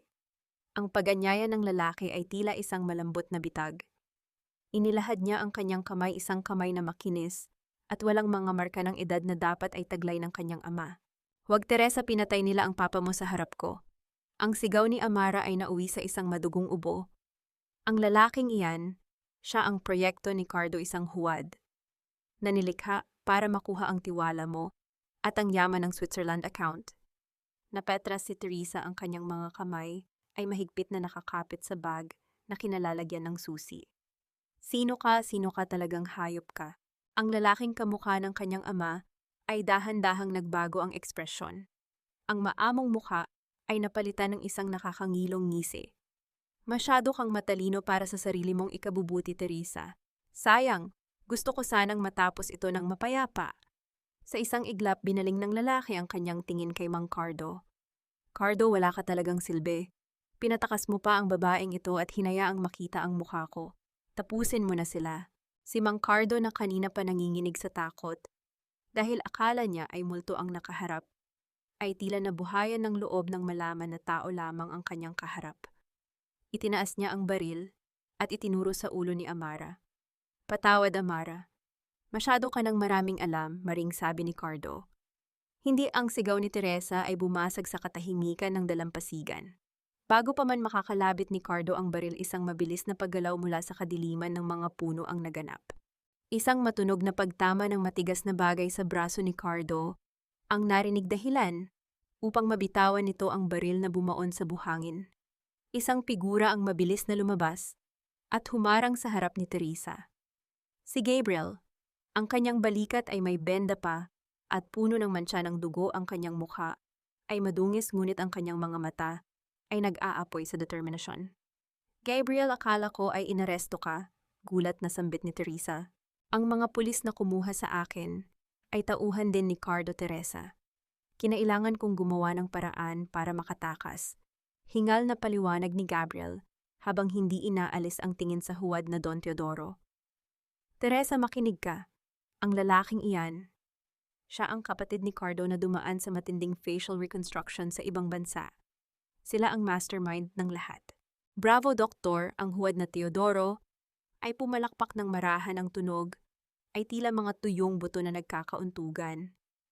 Ngunit huli na ang lahat. Napapaligiran na kayo. Ibigay niyo ang susi o panoorin niyong mamatay ang isa't isa. Nagkaroon ng matinding tensyon. Sa isang panig ay si Cardo na pilit na kinukuha ang kanyang baril, sa kabila ay ang huwad na ama ni Teresa kasama ang kanyang mga armadong tauhan, at sa gitna ay sina Teresa at Gabriel na tila mga sugatang ibon sa gitna ng bagyo. Ibigay mo na ang susi, Teresa. Bulong ni Gabriel, ang kanyang boses ay may halong pait. Iyan lang ang tanging paraan para mabuhay ka. Pero Gabriel, ang yaman ni Papa, ang katarungan. Mas mahalaga ang buhay mo kaysa sa kahit anong ginto, maring sabi ni Gabriel. Dahan-dahang kinuha ni Teresa ang susi mula sa kanyang bag. Ang malamig na bakal ay tila nagpapaalam sa kanyang mga daliri. Ngunit bago niya ito iabot, may napansin siyang isang bagay sa ilalim ng sasakyan ng mga kaaway, isang maliit kumukititap na pulang ilaw. Ang mansion sa Vigan, ang mga tao ng pagtitiis, ang pagkamatay ng kanyang anak. Ang lahat ng sakit na naranasan ni Teresa ay nag-ipon sa kanyang dibdib at naging isang huling lakas ng loob. Gusto niyo ang susing ito? Sigaw ni Teresa habang itinataas ang susi. Kunin niyo sa dagat. Buong lakas na ibinato ni Teresa ang susi patungo sa malalim at madilim na bahagi ng karagatan. Ang tunog ng pagbagsak nito sa tubig ay tila isang huling tuldok sa isang mahabang pangungusap. Walang hiya ka. Ang sigaw ng huwad na Teodoro ay puno ng galit. Barilin niyo sila, ngunit bago pa makaputok ang sinuman, ang kumukititap na pulang ilaw sa ilalim ng sasakyan ay tuluyan ng huminto. Isang malakas na pagsabog ang yumanig sa buong dalampasigan. Ng apoy ay sumiklab at tumalsik ang mga bahagi ng sasakyan sa paligid. Ang init ng apoy ay dumampi sa mukha ni Teresa, habang siya ay itinatumba ni Gabriel sa buhangin upang protektahan. Sa gitna ng usok at apoy, nakita ni Teresa ang huwad na kanyang ama na tila nilalamon ng liwanag.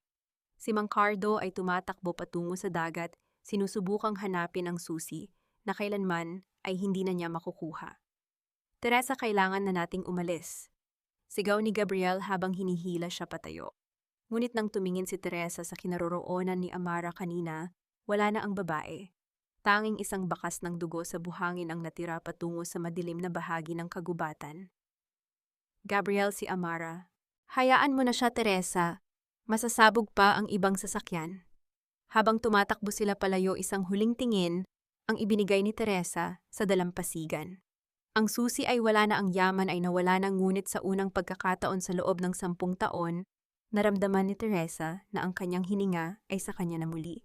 Ngunit sa gitna ng kanyang pagtakbo, naramdaman ni Teresa ang isang bagay sa loob ng kanyang bulsa, isang maliit matigas na bagay.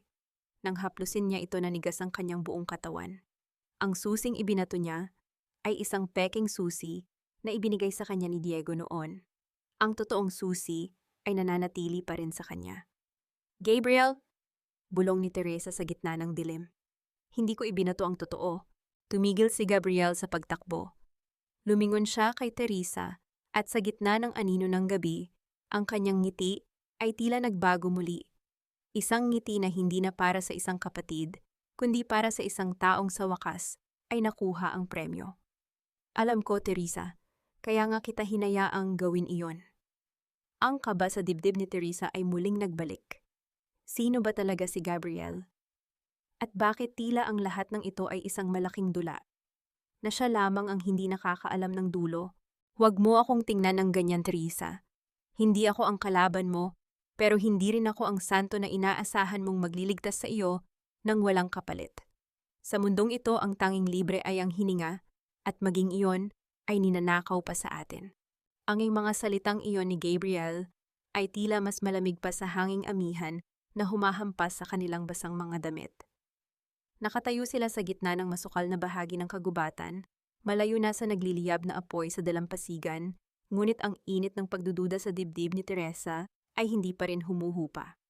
Hawak ni Teresa ang kanyang bulsa, ramdam, ang matigas na bakal ng totoong susi, ang susing naging mitya ng lahat ng trahedyang ito. Tumingin si Teresa sa mukha ni Gabriel. Sa ilalim ng madilim na anino ng mga puno, ang mukha ng doktor ay tila isang estranghera. Ang maamong tingin na nag-alaga sa kanya noong siya ay thoythop sa ospital ay napalitan ng isang mapanuring titig, tila isang negosyanteng tinitimbang ang halaga ng kanyang ari-arian. Alam ko na matalino ka, Teresa. I knew you wouldn't just throw away the key. Ang taglish na pananalita ni Gabriel ay puno ng gaslighting, tila ba kasalanan pa ni Teresa ang mag-ingat para sa sarili niyang buhay. But let's be real, you can't use that key without me. Ang vault sa Switzerland ay nangangailangan ng biometric scan ng isang lalaking Valderrama. At sa pagkakaalam ko, ako na lang ang natitirang kadugo mo. Napahigpit ang hawak ni Teresa sa kanyang bag. Ang bawat salita ni Gabriel ay tila mga anay na unti-unting kumakain sa pundasyon ng kanyang tiwala. Naisip niya ang kanyang anak ang sanggol na nawala dahil sa kasakiman ng pamilya ni Renato. Ngayon narito ang kanyang sariling kapatid, gumagamit ng parehong tono ng pagmamanipula. Ang katahimikan sa paligid ay tila isang malapot na usok nakakasakal at nakakabingi. Ang tanging tunog ay ang pagaspas ng mga tuyong dahon sa ilalim ng kanilang mga paa at ang malayong tunog ng dagat na tila nanunumbat. Gagamitin mo rin ba ako, Gabriel? Tulad ng ginawa ni Renato sa loob ng 10 taon? Ang boses ni Teresa ay basag ngunit may talim ng isang babaeng wala na talagang mawalang anuman. I'm saving you, Teresa. Why can't you see that sigaw ni Gabriel? Ang kanyang boses ay umalingaw-ngaw sa kagubatan. If I wanted you dead, hinayaan ko na lang na pirmahan ni Renato ang DNR na yan. I brought you back from the grave. Ang hiling ko lang ay makuha ang nararapat para sa ating dalawa. Ang nararapat sa atin o ang nararapat sa iyo, hamon ni Teresa. Bago pa makasagot si Gabriel, isang mahinang kaluskos ang narinig mula sa mga damuhan sa likuran nila. Mabilis na humarap si Gabriel, ang kanyang kamay ay nakahawak sa kutsilyong nakatago sa kanyang baywang. Ngunit ang lumabas mula sa dilim ay hindi isang armadong tauhan ni Cardo. Si Amara. Ang kanyang suot na gown ay punit-punit na ang kanyang mukha ay puno ng galos at putik. Ang kanyang mga mata ay nanlilisik sa galit at takot. Hawak niya ang isang maliit na recorder, ang uri na ginagamit sa mga opisina. Teresa, huwag kang maniniwala sa kanya. Hingal na sabi ni Amara, ang bawat salita ay may halong dugo. Narinig ko sila. Si Gabriel at si Cardo, bago ang pagsabog. Nag-uusap sila. Ang pagsabog na yun, hindi yun para patayin si Cardo. Yun ay para palabasin na patay na silang lahat para walang saksi sa pagkuha niyo sa account. Napatigil ang mundo ni Teresa. Tumingin siya kay Gabriel, naghihintay ng pagtanggi. Ngunit ang doktor ay nanatiling tahimik, ang kanyang panga ay nag-igting at ang kanyang mga mata ay naging kasing tigas ng bato. Is it true, Gabriel? Bulong ni Teresa. Amara is a liar, Teresa. She's a snake who destroyed your marriage. Bakit ka makikinig sa kanya? Sabi ni Gabriel, ngunit ang kanyang boses ay wala ng dating tamis. May proof ako, sigaw ni Amara, habang itinataas ang recorder. Pakinggan mo ito, ngunit bago pa mapindot ni Amara ang play button, isang mabilis na pagputok ng baril mula sa malayo ang narinig. Ang bala ay tumama sa braso ni Amara, dahilan upang mabitawan niya ang recorder na gumulong sa matarik na bahagi ng bangin. No, sigaw ni Teresa. Isang pangkat ng mga lalaking nakasuot ng itim na uniforme ang biglang lumitaw mula sa kadiliman, pinalilibutan silang tatlo. Sa gitna nila lumabas ang isang lalaking nakasuot, malinis ang anyo at may hawak na isang tablet. Good job, Dr. Gabriel. Nahanap mo na ang susi. Sabi ng lalaki sa isang boses na puno ng profesionalismo, ngunit walang kaluluwa. Representative kami ng Valderrama Board of Trustees. At ayon sa bagong pulisya, ang sinumang may hawak ng susi ay kailangang sumama sa amin para sa security verification. Nagtama ang tingin ni Teresa at Gabriel. Sa sandaling iyon, nalaman ni Teresa na ang kanyang kapatid ay hindi lang basta nagmamanipula siya, ay bahagi ng isang mas malaking korporasyon na gustong ubusin ang lahat ng bakas ng pamilya Valderrama. Teresa, tumakbo ka na, biglang bulong ni Gabriel. Ang kanyang tono ay nagbago, tila ba may natitira pa siyang katiting na konsensya. Ibibigay ko ang biometric ko, pero kailangan mong makatakas dala ang susi. Go ka. Bakit mo ito ginagawa? Tanong ni Teresa. Dahil kahit gaano ako kasama, ikaw pa rin ang kaisa-isa kong pamilya. At ayokong maging kasing sama ni Renato. Sagot ni Gabriel bago siya marahas na hinila ng mga lalaking nakaitim. Nagkaroon ng gulo. Sinubukan ni Gabriel na labanan ang mga lalaki upang bigyan ng pagkakataon si Teresa. Sa gitna ng dilim hila-hila ni Teresa ang sugatang si Amara, ang babaeng dati ay kinasusuklaman niya, ngunit ngayon ay tanging saksi sa katotohanan. Teresa, sa dulo ng bangin, may shortcut papunta sa kalsada. Bulong ni Amara habang hirap na hirap maglakad. Habang tumatakbo sila, narinig ni Teresa ang huling sigaw ni Gabriel bago ito tuluyang patahimikin ng isang malakas na hampas. Ang bawat hakbang ni Teresa sa masukal na kagubatan ay tila isang pagtakas mula sa isang sumpa. Nang makarating sila sa gilid ng kalsada, isang lumang sasakyan ang biglang huminto sa tapat nila. Bumukas ang pinto at ang taong nasa loob ay ang huling inaasahan ni Teresa na makikita sa gabing ito, si Aling Sora. Ngunit hindi na siya ang Marites na laging nakadaster. Nakasuot siya ng isang tactical vest at may hawak na high-tech na radio. Sakay na Teresa, bilisan mo, sigaw ni Sora. Hindi lang ikaw ang nagmamasid sa pamilyang ito. May mga tao kaming binabayaran para protektahan ang tunay na dugo ng Valderrama. Sino ba talaga ang mga taong ito at hanggang kailan magiging biktima si Teresa sa laro ng mga makapangyarihan? Habang umaarangkada ang sasakyan palayo, tiningnan ni Teresa ang susi sa kanyang kamay. Ang bakal nito ay tila nagbabaga na sa init. Sa tabi niya si Amara ay nawalan na ng malay. At sa radio ni Aling Sora, narinig ni Teresa ang isang boses na nagpatingig sa kanyang buong kalamnan. Target acquired. The key is with the woman. Proceed to stage 2 of the liquidation. Hindi ang ginto ng Switzerland ang magliligtas sa iyo, Teresa. Ang katotohanang nakabaon sa ilalim ng bawat kasinungalingan iyon, ang tanging susi sa iyong kalayaan. Ang boses ni Aling Sora ay hindi na ang boses ng isang madaldal na kapitbahay. Ito ay boses ng isang sundalong matagal nang naghihintay sa tamang sandali. Habang mabilis na bumabaybay ang kanilang sasakyan sa madilim na kalsada ng Ilocos, ang tunog ng bawat patak ng ulan sa bubong ay tila mga bala ng katotohanan na tumatama sa kamalayan ni Teresa. Sino ka ba talaga, Aling Sora? Hingal na tanong ni Teresa habang pilit na inaalalayan ang walang malay na si Amara sa kanyang tabi. Bakit mo ito ginagawa? Bakit ka may mga armas at radio? Ako ang huling mata ng iyong ama, Teresa, sagot ni Sora nang hindi inaalis ang tingin sa kalsada. Ang tunog ng pag-ipit ng gulong sa basang semento ay tila isang iyak ng takot sa bawat kurbadang daan. Alam ni Don Teodoro na ang Board of Trustees ay puno ng mga buwaya.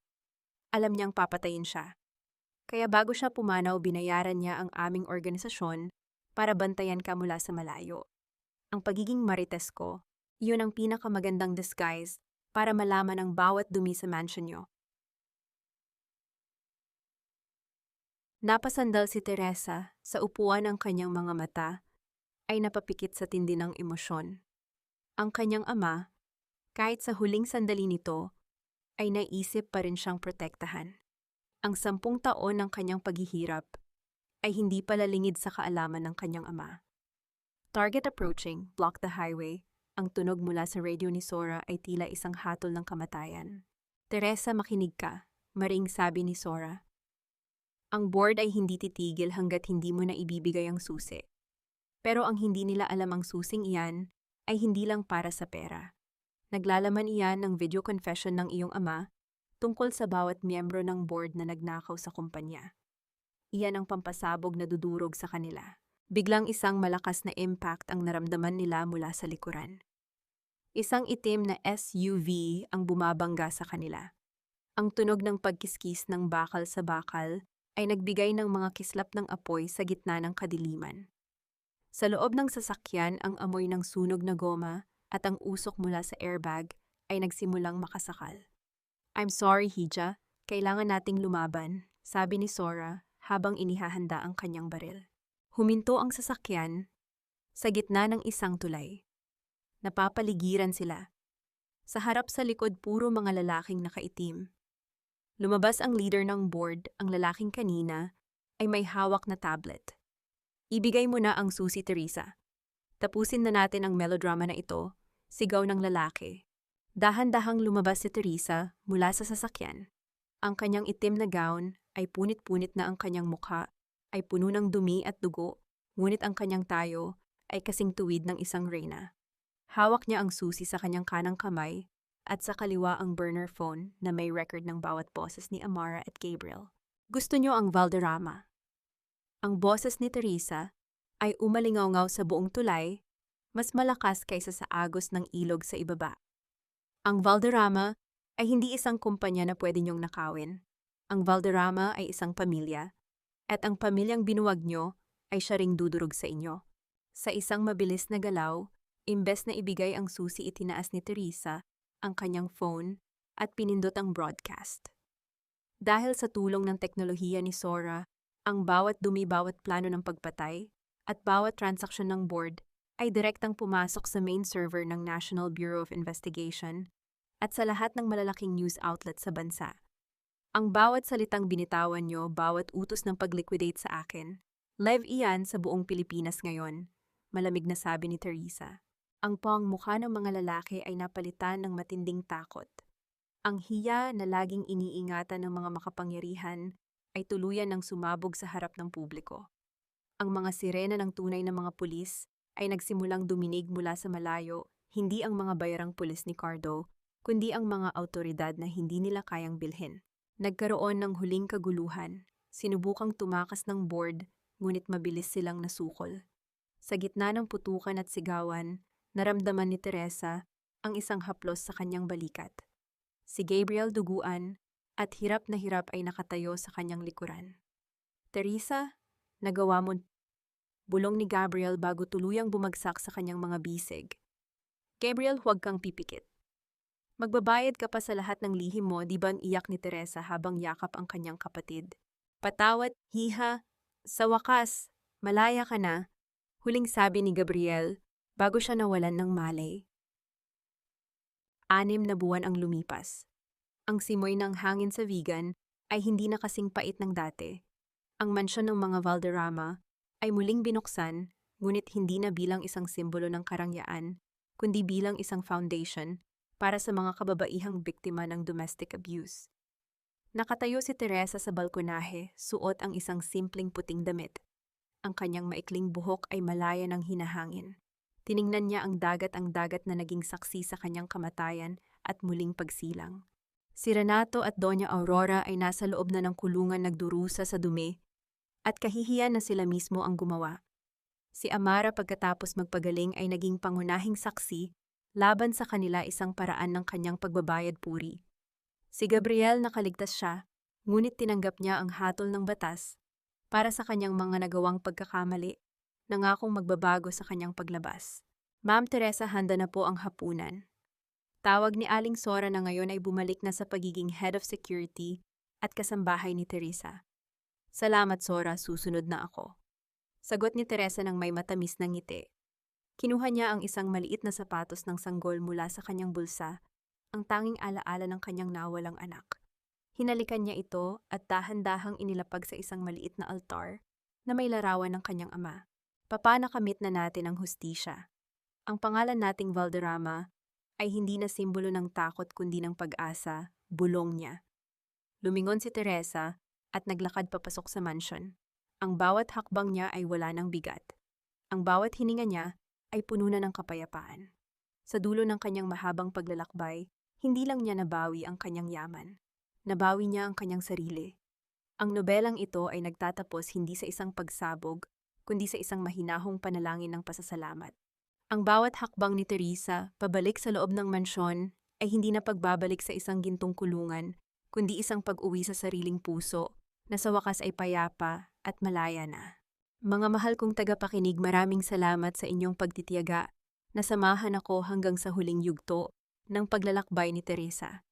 Habang isinusulat ko ang kwentong ito, hindi ko mapigilang mapaluha at manginig ang kamay sa bahagi kung saan walang kaabog-abog na pinirmahan ni Renato ang DNR sa ospital, habang si Teresa ay lumalaban para sa kanyang huling hininga.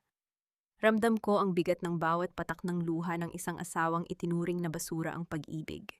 Ang kwentong ito ay hinabi mula sa mga piraso ng karanasan at pagsubok na madalas nating makita sa totoong buhay, isang pagkilala sa tibay ng bawat babaeng Pilipina na marunong lumaban at muling bumangon mula sa sariling abo. Sa dulo ng lahat, tulad ng isang barkong hinampas ng pinakamalakas na bagyo, pinatunayan ni Teresa na hindi ang laki ng alon ang nagtatakda ng ating destinasyon, kundi ang ating lakas na hawakan muli ang sarili nating timon at ituro ito sa maliwanag na bukas. Kung kayo ang nasa kalagayan ni Teresa, pipiliin niyo rin bang manatiling matatag sa gitna ng pagtataksil ng sariling kadugo? O sapat na ba ang nakitang hustisya para tuluyang buksan ang pintuan ng pagpapatawad? Gusto ko pong marinig ang inyong mga saloobin at damdamin. Nasaan po kayo habang nakikinig sa kwentong ito? Marahil ay naghahanda ng hapunan para sa pamilya naglalaba o nagpapahinga matapos ang isang nakakapagod na araw. Ibahagi niyo po ang inyong kwento o kahit isang maikling bati sa comment section dahil dito lagi po kaming handang makinig at maging kaibigan sa inyong mga paglalakbay. Huwag niyo rin pong kalimutang i-like at i-share ang ating kwento para mas marami pa tayong mabigyan ng inspirasyon at lakas. Naway manatili kayong matapang at malaya sa pagbuo ng sarili ninyong kapalaran. Maraming salamat at pagpalain kayo ng may kapal. Pamagat ng kwento, ang pagbangon ng prinsesa ng Valderrama. Ang susi sa malayang bukas. Paunawa ang lahat ng mga tauhan at sitwasyon sa kwento ay katang-isip lamang nilikha para sa layuning libangan at paghahatid ng positibong mensahe.